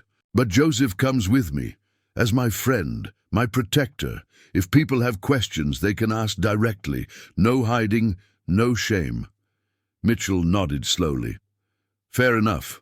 Might actually help. Show you're not isolated, not without support. Freeman, you and your missus want to come along. More witnesses, the better." Sarah and Marcus exchanged glances. "We'll come," Sarah said. "Good to stand together. Show that different kinds of families exist on the frontier, all valid, all deserving respect. They prepared quickly. Margaret dressed in her best remaining clothes, made sure Grace was clean and content. Joseph wore his most civilized attire, the mix of native and European that marked him as a man of both worlds. Sarah helped Margaret arrange her hair, provided a shawl that added dignity to her appearance. "Remember," Sarah said quietly as they worked, "you owe explanation to no one. Stand tall, speak the truth, let them see strength, not shame." The ride to the settlement took 3 hours. Mitchell's men maintained professional distance, but Margaret caught their curious glances. She rode in the wagon with Sarah, Grace secured in the cradle board. Joseph and Marcus rode alongside, alert but calm. Mitchell led the way, occasionally dropping back to check on their comfort. As they neared the town, Margaret's anxiety grew. She'd been here before, a rough collection of buildings that served the surrounding ranches and homesteads. The general store, the saloon, the church that doubled as a school. Perhaps 200 people in total, but they represented civilization, judgment, the world she'd have to navigate if she chose to leave the valley. Word had clearly spread. People lined the main street, watching their arrival with undisguised curiosity. Margaret recognized many faces, the storekeeper's wife who'd sold her fabric, the farrier who'd shod their horses, the minister who'd offered prayers for Thomas's recovery. Their expressions ranged from sympathy to suspicion to outright disapproval. Mitchell led them to the general store, where a small platform served for public announcements. He helped Margaret down from the wagon, steady and respectful. Joseph stood close but not too close, his presence protective without being possessive. Sarah and Marcus flanked them like an honor guard. "Folks," Mitchell began, his voice carrying easily, "know there's been talk, rumors. Figured best to get the truth straight from the source." He stepped back, giving Margaret the floor. She took a breath, drawing strength from Grace's weight against her chest. "My name is Margaret Sullivan. Many of you knew my husband, Thomas. He died of fever 2 weeks ago, leaving me alone at our homestead. When my time came to give birth, I was alone. There was a fire. I would have died. My daughter would have died, if not for Joseph White Eagle." A murmur ran through the crowd. Margaret continued, her voice gaining strength. "He saved us, sheltered us, treated us with nothing but kindness and respect. I stay in his valley by choice, not force. I make my own decisions about my future and my daughter's future. No one has the right to question those decisions or threaten our safety." "But he's an Indian," someone called from the back. "It ain't proper." Margaret's eyes flashed. "What's not proper is letting a woman and baby die because of prejudice. What's not proper is spreading lies and threatening violence. Joseph White Eagle has shown more Christian charity than many who claim that name. I'll not stand here and defend decency to those who would judge it by skin color alone." The crowd stirred uneasily. The minister stepped forward. "Mrs. Sullivan, no one questions your gratitude, but surely you see how this appears. A widow alone with a savage—" "Careful, Reverend." Marcus Freeman's voice cut through like a blade. "That savage has saved more lives than you've blessed, including mine more than once. You want to talk about Christian behavior? Look at actions, not ancestry," Sarah added her voice. "I am Cheyenne. My husband is white. Our children are both and neither. Are we also improper, savage? Where does your judgment end?" The Reverend flushed but held his ground. "The Bible speaks against such unions. The Bible speaks of kindness. To strangers," Margaret interrupted. "Of loving thy neighbor, of judging not. I've seen more biblical behavior from Joseph than from those who would condemn him." An older woman pushed through the crowd. Margaret recognized her, Mrs. Campbell, whose husband ran the largest dry goods store. She'd always been kind, offering advice when Margaret was new to frontier life. "Child," Mrs. Campbell said gently, "we're concerned for you, for your reputation. For your daughter's future. Surely you have family back east, somewhere proper to go. My family disowned me when I married Thomas. Said he was beneath our station. Now some say Joseph is beneath me. When will I be allowed to judge for myself who deserves respect? The question hung in the air.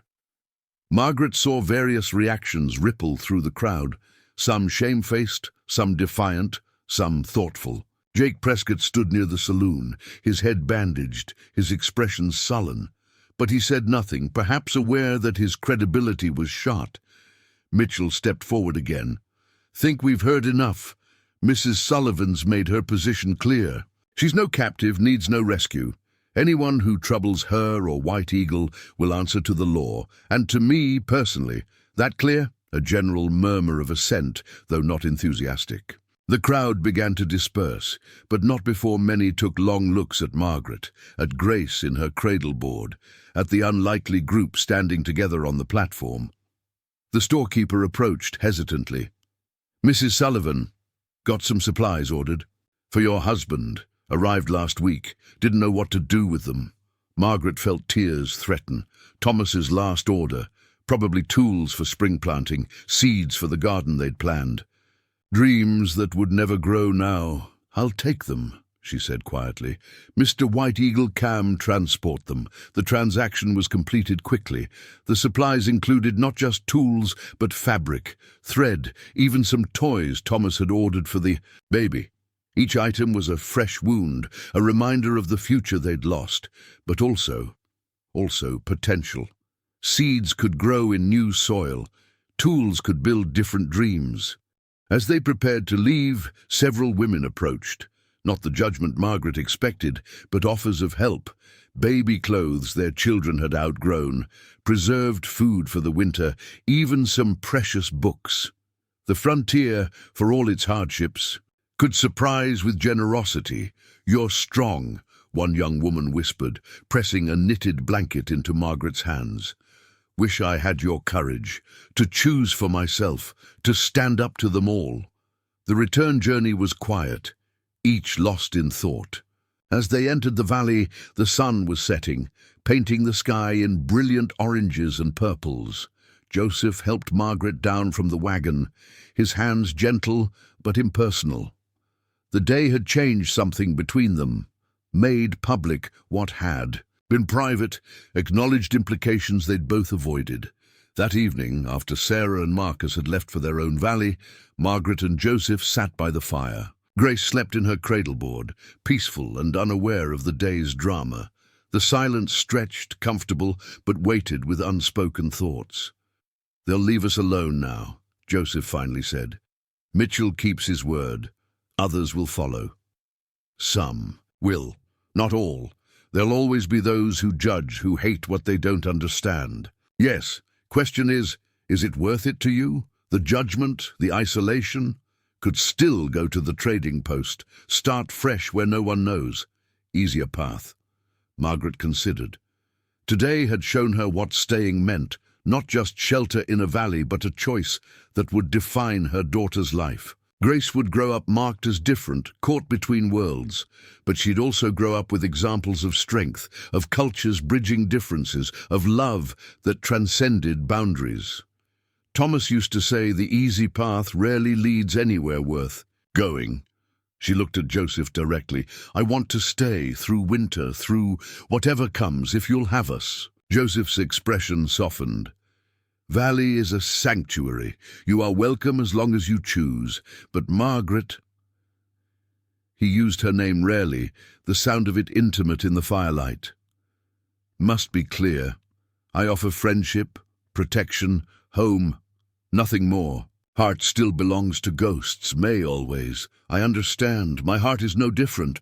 Thomas, what we had, that doesn't come twice. But Grace needs a future. I need purpose. Maybe we can build something new, not a replacement for what was lost, but something good, something worthy. They sat in silence again, but it was different now. Settled. Decided.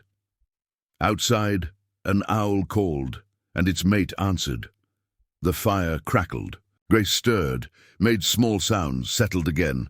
Spring will bring changes, Joseph said eventually. Always does. But until then, we make life here, teach you more survival skills. You teach Grace. Maybe teach me things I've forgotten, how to hope, how to see the future instead of just the past. Margaret smiled. We teach each other. That's what family does.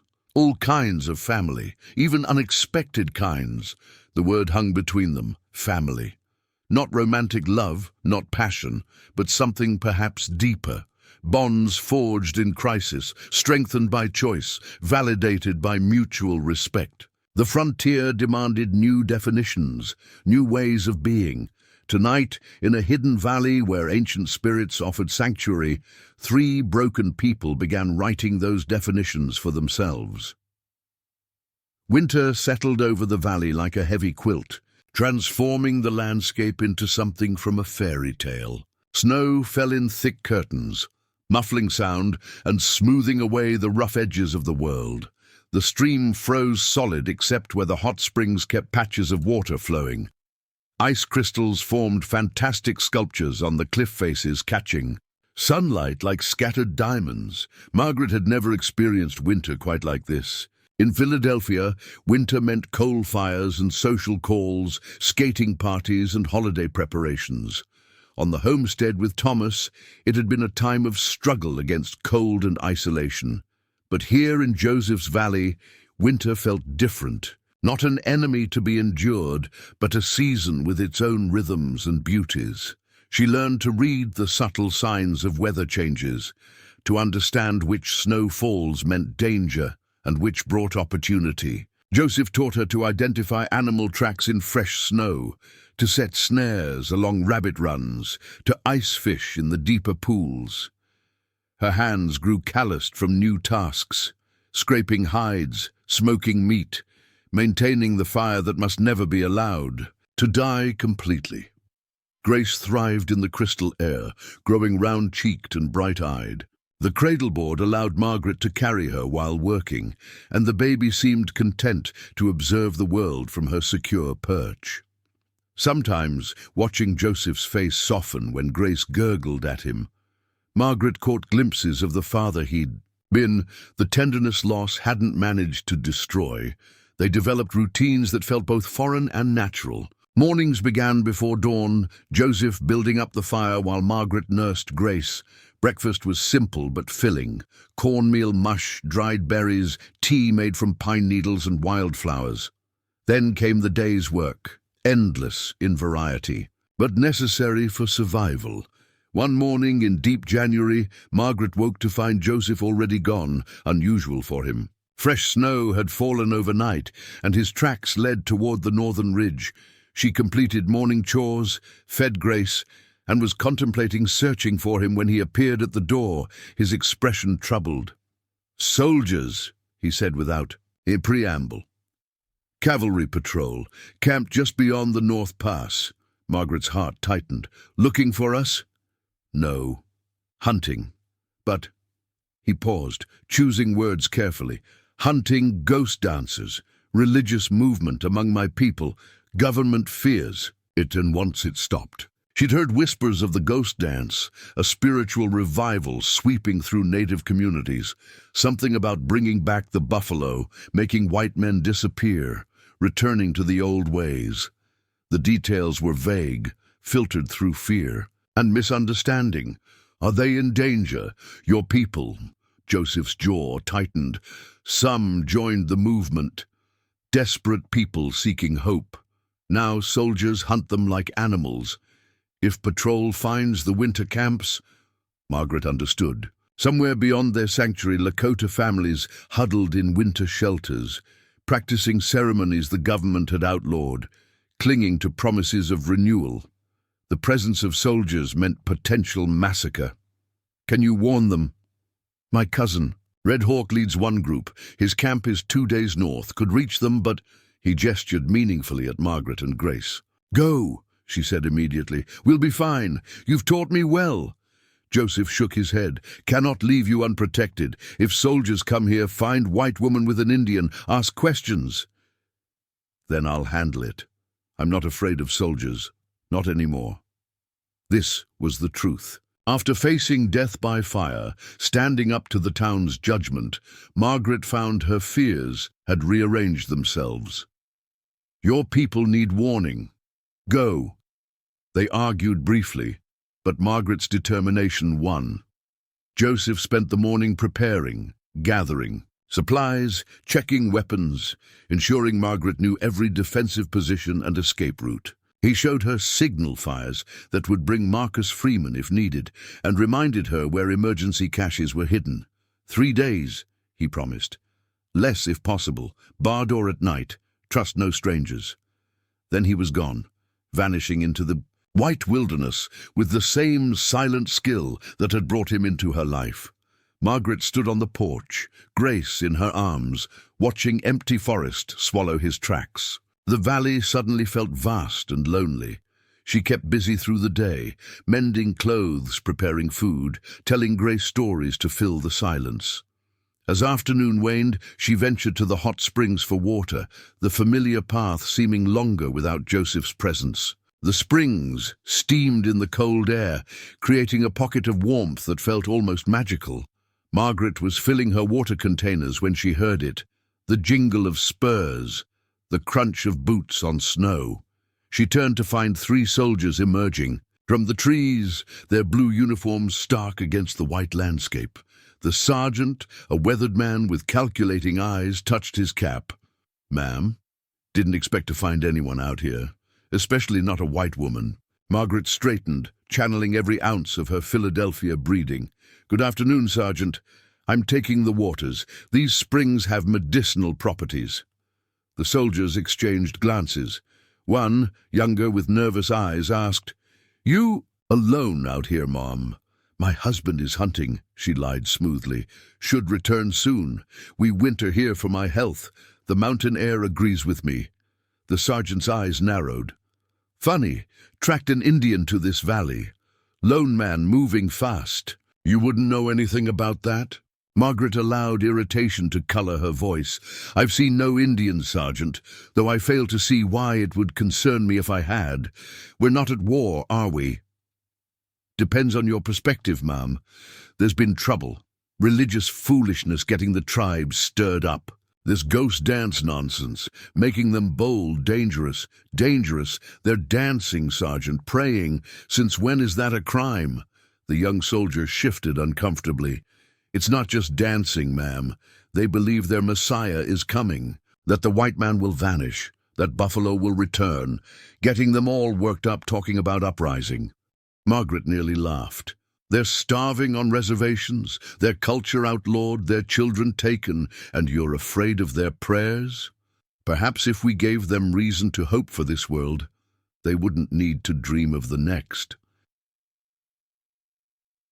"Okay." Sergeant's face hardened. "You sound like an Indian lover, ma'am. Dangerous thinking for a white woman." "I sound like a Christian, Sergeant. Didn't our Lord say to love our neighbors, to show mercy to the suffering? Or does that only apply to neighbors who look like us?" The confrontation balanced on a knife's edge. Margaret could see the sergeant weighing his options, the inconvenience of dealing with a white woman, the questions it would raise. Finally, he stepped back. "We'll be camping nearby tonight, for your protection, ma'am. These hills aren't safe for a woman alone. My husband will return soon. We need no protection." Nevertheless, his smile held no warmth. "Can't be too careful. Good day, ma'am." They left, but Margaret knew they hadn't gone far. She returned to the lodge, barred the door, and spent the evening in tense vigilance. Every sound made her start. Grace, sensing her mother's mood, fussed more than usual. Near midnight she heard them, footsteps circling the lodge. Testing windows, looking for evidence. Margaret sat by the fire, revolver in her lap, praying they wouldn't force entry. The footsteps eventually retreated, but sleep eluded her until dawn. The second day brought worse tension. The soldiers maintained a visible presence, always watching. The sergeant returned with new questions. Where exactly was her husband? What was his name? How long had they been here? Margaret deflected with half-truths and social graces, but felt the net tightening. That night, as she sat feeding Grace, a soft sound came from the back of the lodge. Not soldiers, they were camped by the valley entrance. This was different. Familiar, a pattern of taps she recognized. Joseph. He'd returned early. She unbarred the rear door to find him there, nearly invisible in the darkness. He slipped inside, bringing cold air and the scent of pine. His expression was grim. Soldiers? 3. They're suspicious, looking for you. I told them my husband was hunting. Smart, but they won't believe much longer. Must leave. Tonight. Leave? But the valley... Compromised now. They'll return with more men. Search thoroughly. He paused, pain flickering across his features. My people are safe, warned Red Hawk. But soldiers killed 4 warriors who tried to delay them. Young men. Boys, really. Margaret touched his arm. I'm sorry. Always sorry. Never enough. Come, pack essentials only. Know another place, deeper in mountains. Harder to reach, but safer. They worked quickly, silently. Margaret bundled their most vital possessions while Joseph prepared travel. Packs. He fashioned a special carrier for Grace, one that would keep her warm and secure during what promised to be an arduous journey. From hidden caches, he produced snowshoes, extra furs, dried food for travel. They slipped out through the back as the eastern sky showed the first hints of dawn. Joseph led them along the cliff face, using a path Margaret hadn't known existed. The soldiers' camp lay below, men still wrapped in bedrolls around dying fires. Every step seemed impossibly loud, but no alarm came. They climbed throughout the morning, higher into mountains where snow lay deeper and wind cut sharper. Joseph broke trail, making it easier for Margaret to follow. Grace rode against her chest, bundled so thoroughly only her tiny nose showed. The baby seemed to understand the need for quiet, making no sound as they traveled. By midday, they'd reached elevations where trees grew stunted and twisted. The landscape opened into sweeping vistas, range after range of mountains extending to the horizon. Despite their situation, Margaret felt awed by the savage beauty. This was creation at its rawest, untouched by human ambition. They sheltered briefly in a cave to rest and eat. Joseph studied the sky with concern. Storm coming. Big one, good and bad for us. How so? We'll hide our tracks, but dangerous if caught exposed. Must reach shelter before it hits. They pushed on, racing against darkening clouds. The wind picked up, driving ice crystals that stung exposed skin. Margaret's world narrowed to Joseph's. Back ahead of her, the rhythm of her snowshoes, the warmth of Grace against her chest. When she stumbled, Joseph was there instantly, steadying her, encouraging her forward. The storm struck with frightening suddenness. One moment they could see their path, the next the world disappeared in horizontal snow. Joseph grabbed Margaret's, and pulling her against a rock face, he shouted words as the wind tore away, then began moving again, feeling along the stone. Time lost meaning in the white fury. Margaret focused only on maintaining contact with Joseph, on putting one foot before the other. Her face numbed, her legs burned. Still they climbed, navigating by touch and instinct through the blizzard. Just when Margaret felt she couldn't take another step, Joseph pulled her through a narrow opening in the rock. Suddenly, the wind died. They were in a cave. No, more. And than that, a series of connected chambers extending back into the mountain. Joseph had known exactly where to find it. He immediately set about making fire, his movements efficient despite exhaustion. Margaret collapsed against a wall, checking Grace anxiously. The baby was alert, apparently unfazed by their ordeal. As warmth began to fill the chamber, Margaret looked around in wonder. This wasn't just a natural cave. Paintings covered the walls, Ancient images of animals, hunters, spirits. The ceiling bore constellations picked out in colored pigments. At the rear, a natural chimney drew smoke upward. Stone tools lay in niches. This place had sheltered humans for countless generations. Sacred place, Joseph explained, feeding the growing fire. Old ones lived here, before my people, before any tribes we know, but spirit remains. Welcome those who come in peace. As feeling returned to her extremities, Margaret explored their refuge, the main chamber connected to others, spaces for sleeping, for storage, even a tiny spring that trickled fresh water. Supplies had been cached here too, preserved by cold and altitude. They had everything needed to wait out the storm. That night, as a blizzard raged outside, they sat by ancient hearthstones where countless fires had burned. Grace slept peacefully in her furs. The cave paintings danced in firelight, seeming almost alive. Margaret felt connected to something vast and timeless, all the humans who'd sought shelter here, all the stories these walls had witnessed. "Your world is so different from mine," she said quietly. "These places, this knowledge, connections to land I never imagined." Joseph gazed at the paintings. "Not my world only, human world. Your ancestors knew such places too. Sacred caves in distant lands, connection to earth. Modern world forgets, but old ways remain for those who look. Will we be safe here? Storm will last days. Soldiers cannot follow. When it clears, we decide. Continue to Far Mountain Camp. Return to the valley if soldiers are gone. Or..." He paused. "Trading posts are still possible. You could claim separation. Say I abandoned you. They would believe, would help." Margaret studied his profile in the firelight. This man who'd saved them, taught them, shared his sacred places, who now offered her an exit that would cost him nothing, but would erase their shared journey. "No," she said firmly. "We stay together. Face whatever comes. Grace needs the strength you teach. I need..." She paused, searching for words. "I need to become who this land demands, who my daughter will need me to be. That doesn't happen at..." "Trading posts," Joseph nodded slowly. "Then we continue, learn, adapt, survive together." Outside, the storm raged, but within ancient walls, 3 souls had found sanctuary, not just from weather or soldiers, but from isolation, from despair, from the assumption that different worlds couldn't meet.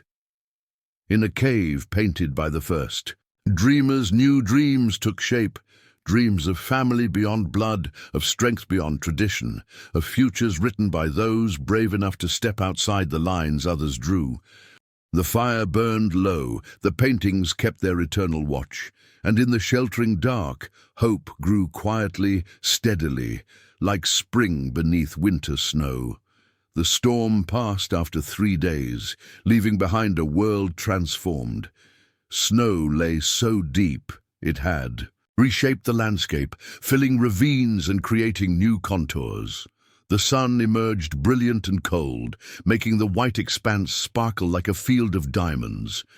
Joseph stood at the cave entrance, studying the changed terrain. "Path down is gone," he announced. "Must wait for snow to settle. Find a new route." Margaret joined him, Grace secured in her cradleboard. The view was breathtaking, peaks marching into the distance, valleys filled with pristine white. No sign of human presence anywhere. It felt like standing at the beginning of creation. How long? Week, maybe more. Have supplies. Safe here. He glanced at her. But isolation is harder now. No escape, if needed. We've come this far. We'll manage. The cave became their world. Joseph showed Margaret more of its secrets. Chambers that extended deep into the mountain. Ancient fire pits where ceremonies had been held. A natural gallery where acoustics turned whispers into music. The paintings revealed stories within. Stories, layers of meaning added by successive generations. On the 4th day, they made a discovery. In a rear chamber, behind a fall of rocks that the earthquake must have shifted, lay bundles wrapped in preserved hides. Joseph approached reverently, recognizing their significance. Sacred objects, hidden long ago, maybe during the first white invasion, kept safe for future generations. With careful hands, he unwrapped the bundles. Inside were treasures beyond price, not gold or jewels, but cultural artifacts. Ceremonial pipes, beaded regalia, painted records showing historical events, medicine bundles, a shirt decorated with symbols Joseph said hadn't been used for 50 years. My grandfather spoke of these, thought lost forever. Hidden when soldiers burned villages, destroyed sacred things. His voice held wonder. Finding them now, here, with you, has meaning. Margaret felt the weight of the moment. These weren't just objects, but living connections to interrupted traditions. That Joseph would share this discovery with her. Trust her with such knowledge spoke volumes about how their relationship had evolved. That night, Joseph told stories the artifacts evoked, of great chiefs and medicine women, of buffalo hunts that fed entire tribes, of ceremonies that bound people to land and each other.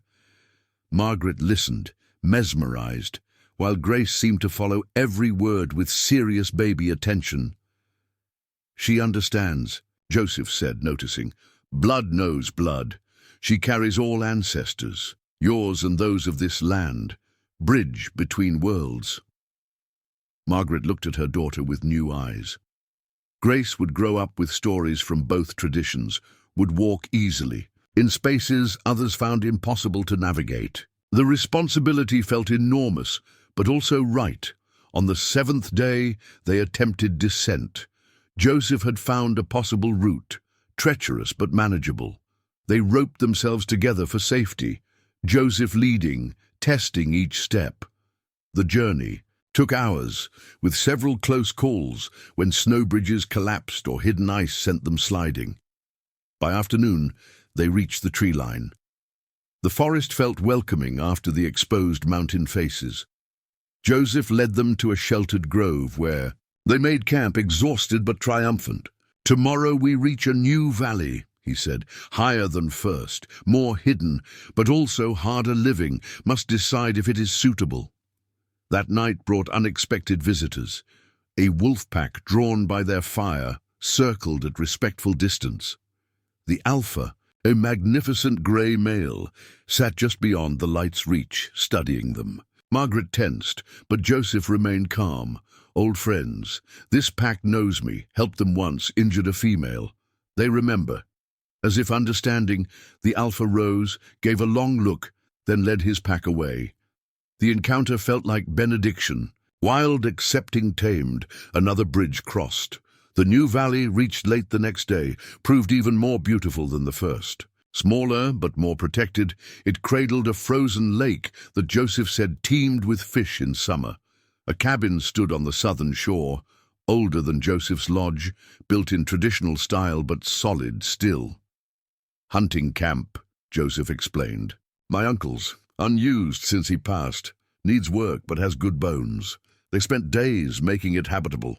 Margaret surprised herself with newfound skills, chinking walls, banking fires, even helping Joseph repair the roof.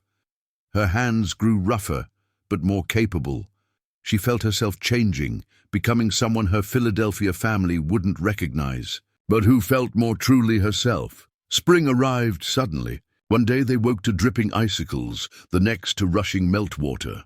The lake ice boomed and cracked, finally breaking into chunks that ground against each other like giants' teeth. Deer appeared in the meadows. Birds returned in chattering. Clouds. With spring came decisions. They'd survived winter, grown close in ways neither had expected. But what now? The question hung unspoken between them as they worked side by side, preparing garden plots, repairing winter damage, watching grass grow more alert and engaged daily. The answer came from an unexpected source.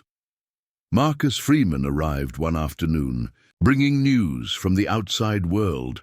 The ghost dance movement had ended in tragedy at a place called Wounded Knee. Hundreds dead. The frontier was changing, he said. The old ways ending.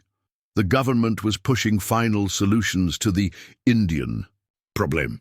There's talk of allotment, Marcus explained, breaking up tribal lands, forcing Indians to farm individual plots, destroying communal life. Joseph, they're looking for you specifically. Someone reported seeing you with a white woman. They're calling you a renegade kidnapper. There's a warrant. Margaret felt cold anger. That's absurd. I've made my choice clear. Doesn't matter. Narrative serves their purpose. Dangerous Indian corrupting white woman justifies whatever they plan. Marcus looked between them. You need to disappear, both of you. Go somewhere they won't look, Canada maybe, or deeper into mountains where even the army won't follow. That night they held a council. The fire burned low as they weighed options. Stay and fight? Run farther? Separate for safety? Each choice carried terrible risks. I won't leave you, Margaret said firmly. We're family now. Whatever comes, we face together. Joseph studied her across the fire. Months of shared hardship had burned away pretense, leaving only truth between. Them. Being with me marks you, makes Grace a target too, forever outside both worlds. Then we make our own world, like the Freemans did, like others must be doing. The frontier is ending, yes, but something new begins. We can help shape it. Grace stirred in her sleep, making small sounds. Both adults looked at her, this child born in fire, raised in hidden valleys, heir to multiple traditions. She would. Need strength they could only give together. There is a place, Joseph said slowly, sacred mountain. Treaty protects it still. Hidden valley near summit where hot springs create warmth year-round. Could build there, live quietly, raise Grace, wait for the world to change. How far? 2 weeks' travel, difficult but possible. If we leave soon, before the government moves, before summer brings more soldiers. Margaret nodded. Another journey. Another home, but this time chosen freely by both, not running from but moving toward. Toward a future they would write themselves, outside the lines others drew. Marcus promised to spread false information about their direction. Sarah sent supplies and blessings. They prepared carefully, taking only essentials, plus the sacred bundles, from the cave. Joseph crafted a special carrier for Grace, who at 6 months was bright-eyed and curious about everything. The morning they left, a golden eagle circled overhead. Joseph took it as a sign. They climbed away from the valley that had sheltered them, heading toward distant peaks where their future waited. Behind them, spring flowers bloomed where their garden would have been. Ahead, mountains rose like promises, into the clear sky. At the pass, they paused to look back. The valley lay beautiful in the morning light, but it was just a place now. Home was the three of them, moving together toward whatever came next. Grace laughed, reaching for something only she could see. Margaret adjusted the pack Joseph had taught her to carry. Joseph studied the route ahead, with eyes that saw possibilities, not obstacles.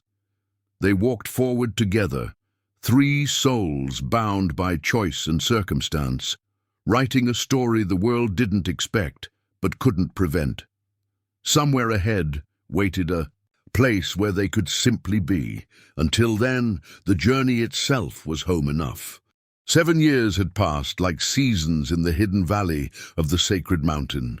Grace ran barefoot through meadows where hot springs kept the earth warm even in winter, her laughter echoing off ancient peaks. She was a child of 2 worlds, speaking English and Lakota with equal fluency, knowing the Latin names of plants from her mother's books and their medicinal uses from Joseph's teaching. Margaret stood at the door of their cabin, built strong and true with logs they'd cut together. That first difficult year, her hands were no longer soft as they'd been in Philadelphia, but skilled in ways she couldn't have imagined. She could deliver a breech calf, set a broken bone, identify edible plants by leaf shape alone. the woman who'd once worn silk gowns, to society balls now dressed in practical leather and homespun, her dark hair streaked prematurely with silver, but her eyes bright with purpose.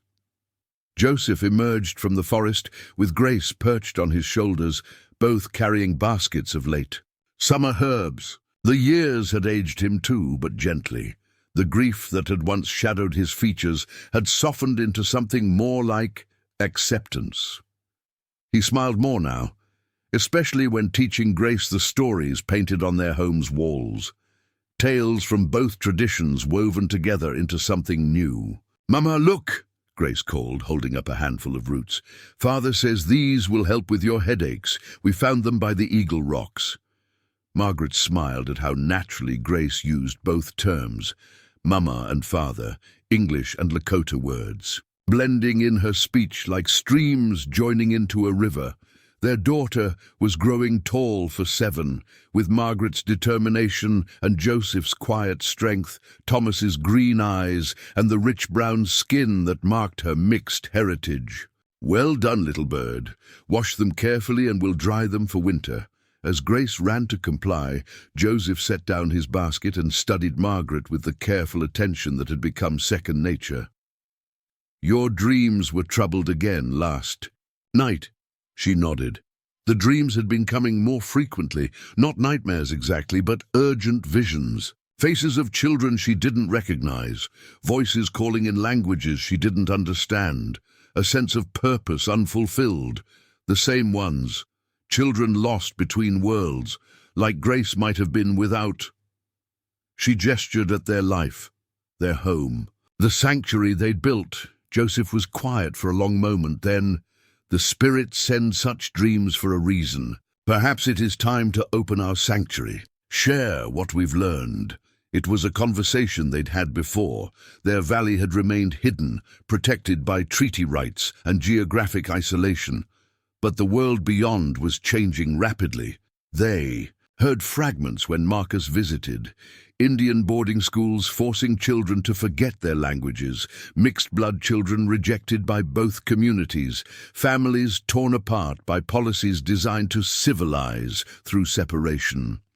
That evening, as they shared their simple meal, Grace chattered about her day's discoveries. She'd found a new bird's nest, identified the tracks of a young bear, helped Joseph repair a section of irrigation channel. Margaret watched her daughter with wonder. Grace moved through their world with complete confidence, seeing no contradiction. Between reading Shakespeare by firelight and learning to track elk through fresh snow, "Father's teaching me the star stories," Grace announced, "how the first woman placed the patterns to guide hunters home, but Mama showed me the Greek names. And 2, why do the same stars have different stories? Because people see what their hearts need to see," Joseph answered. "Stars don't change, but each people finds their own truth in the patterns." "Like us," Grace said matter-of-factly. "We make our own pattern, different from others but just as true." Margaret exchanged glances with Joseph. Their daughter understood, more than they sometimes realized. That night, after Grace slept, they sat by the fire as they had so many nights before. But something felt different. The comfortable silence held expectation, like the pause before thunder. "Tell me about the dreams," Joseph said finally. Margaret gathered her thoughts. "I see a school, not like the government schools that destroy. Culture, different, a place where children like Grace could learn both ways. Where mixed blood doesn't mean caught between, but blessed with double wisdom. Where families stay together while learning. Vision school, like the old teaching lodges, but in a new form. Yes, and I see you teaching, not just hunting and tracking, but deeper knowledge, the stories, the connections, and I teach too, reading, writing, mathematics, but also frontier skills, making education mean survival and thriving, not just memorizing." Joseph stared into the fire. Such a place would draw attention. Government wouldn't approve, too threatening to their plans, unless we were clever, called it something acceptable. Agricultural school maybe, vocational training, hide the real purpose behind practical education they couldn't object to. They talked through the night, plans taking shape like sculpture emerging from stone. By dawn, the dream had become a possibility. They would expand their sanctuary carefully, invite selected families, those with mixed heritage children, those seeking different paths, build slowly, quietly, create what the world needed, but didn't know how to ask for. The first family arrived the following spring. David and Mary Clearwater, he white, she crow, their 3 children caught painfully between worlds. The oldest boy, Samuel, had run away from boarding school 3 times. The younger girls were afraid to speak their mother's language even at home. The family was fracturing under pressure to choose sides in a world that demanded singular identity.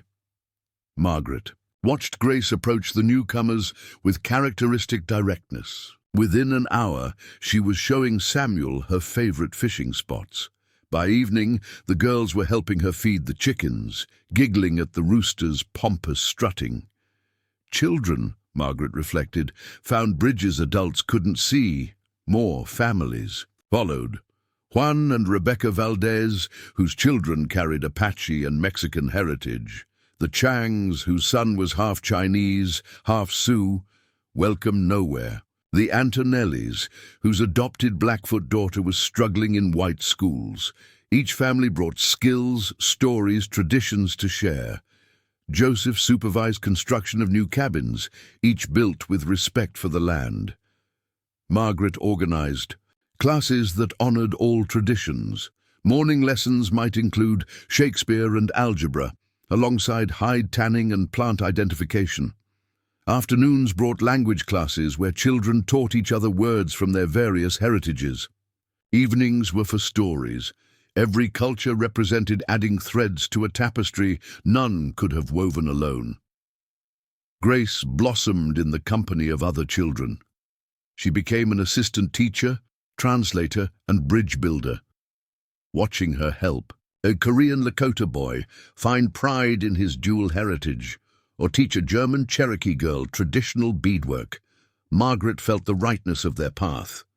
But growth brought challenges. Supplies were needed. Contact with the outside world became necessary, and eventually, inevitably, questions arose. The territorial governor arrived on a crisp autumn day, accompanied by an Indian agent and a school inspector.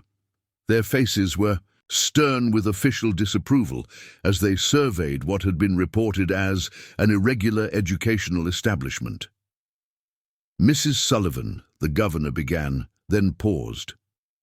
Or is it Mrs. White Eagle now? I am Margaret Sullivan, she replied calmly. Joseph White Eagle is my partner in this educational enterprise. We are not legally married, but share commitment to these children's futures. The inspector sniffed.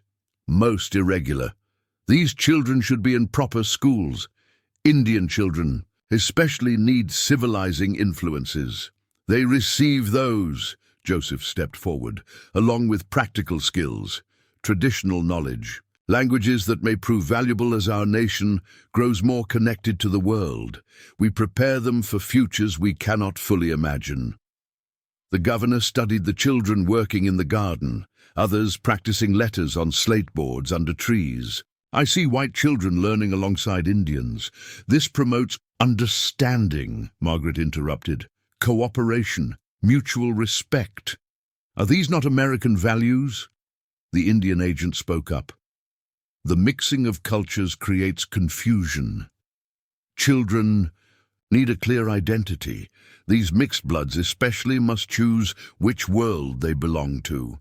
Grace chose that moment to approach, leading a group of children.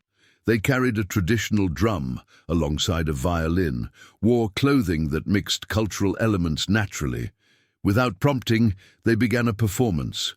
A Lakota honor song followed, by a Celtic fiddle tune, then something entirely new that blended both traditions. We don't choose between worlds, Grace said when they finished.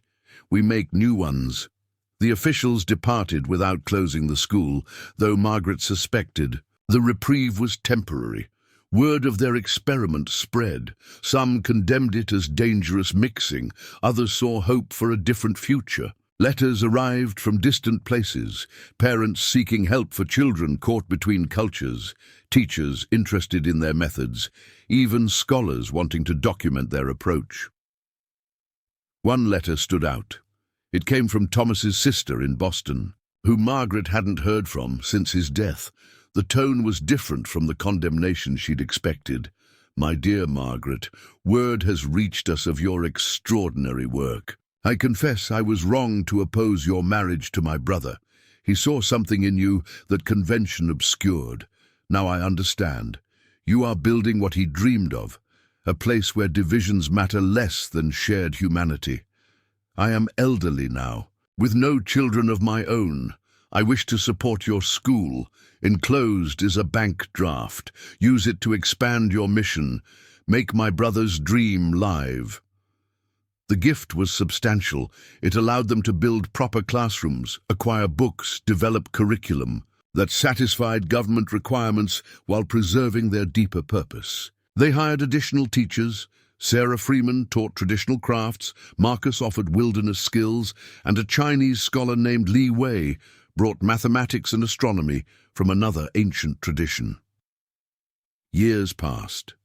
Children grew, graduated, went into the world carrying seeds of change. Some became teachers themselves, others entered business, agriculture, medicine. All carried the lesson that identity need not be singular, that strength came from embracing all parts of one's heritage. Grace, now 15, had grown into a young woman of remarkable poise. She moved easily between worlds, translating not just languages but cultures. When government inspectors came, she could discuss classical literature and advanced mathematics. When tribal elders visited, she knew the proper protocols, the old stories, the subtle meanings in traditional songs. One evening, as sunset painted the mountains gold, Margaret found Joseph at their favorite overlook. Below them, the valley buzzed with life. Children playing, adults working, smoke rising from dozens of chimneys. What had begun as a sanctuary for 3 souls had become community, school, hope for a different future. "Do you regret?" she asked. "The life that might have been, the simplicity we lost?" Joseph considered. "My first family was taken. That wound never fully heals. But from loss came this." He gestured at the valley. "These children will walk easier in the world because we walked hard paths first. Purpose born from pain. The spirits work in circles." Margaret leaned against him, a gesture of companionship that had replaced any romantic love. Theirs was a partnership of different kind, deeper perhaps for being chosen daily rather than driven by passion. "Thomas would be proud. Both your wife and son would be proud. We've built something worthy." Of their memory, Grace joined them, bringing news. Father, Mama, riders approaching, flying government flags. They descended to meet whatever new challenge awaited. The lead rider dismounted, producing official documents. "By order of the President of the United States," he began formally. "In recognition of extraordinary service to education and cultural understanding, this institution is hereby granted formal charter as an experimental school. Federal protection and funding are approved, with Ms. Margaret Sullivan and Mr. Joseph White Eagle named as co-directors." Margaret stood stunned. Political winds had shifted. Progressive voices in Washington had prevailed. Their experiment was not just tolerated, but endorsed. The celebration that night was joyous, but tinged with awareness. Recognition brought new responsibilities, new scrutiny. The work would continue, but on a larger stage. More children would come. More families would find hope. The bridge they'd built would bear heavier traffic. As the evening wound down, Margaret walked alone to the small cemetery where they'd laid markers for Thomas, for Joseph's wife and son, for all the losses that had led to this moment. The stars were brilliant overhead. The same stars that had witnessed her desperate flight through flame, her daughter's birth, the long journey to this place. "We did it," she whispered to the silent graves. "Not the life any of us planned, but maybe the one that was needed." A hand touched her shoulder. Joseph stood beside her, Grace at his other side. They remained there as the sky darkened and stars emerged. Three souls who had found each other in loss and built something larger than any had imagined possible. In the valley below, children slept peacefully, dreaming of futures where identity was rich tapestry rather than a narrow path, where the difference was strength, where bridges connected rather than divided, where love took many forms, family had many faces, and hope was taught passed from one generation to the next. The hidden valley of the sacred mountain kept its secrets while sharing its wisdom. And in the great story of the American frontier, a new chapter was being written by those brave enough to imagine different endings, to build sanctuaries not just from the world, but for it, to prove that sometimes the most revolutionary act is simply refusing to choose between worlds when you can create something beautiful from both. The school thrived. The children grew. The future, uncertain but full of promise, waited to be written by hands that knew multiple alphabets, hearts that held multiple songs, minds that saw multiple truths as facets of one greater light. And in the annals of territorial history, a small notation appeared: Educational Innovation in the Mountains, the Sullivan White Eagle School, where Eastern learning meets Western wisdom, and children discover themselves complete. Up next, you've got two more standout stories right on your screen. If this one hits the mark, you won't want to pass these up. Just click and check them out. And don't forget to subscribe and turn on the notification bell so you don't miss any upload from us.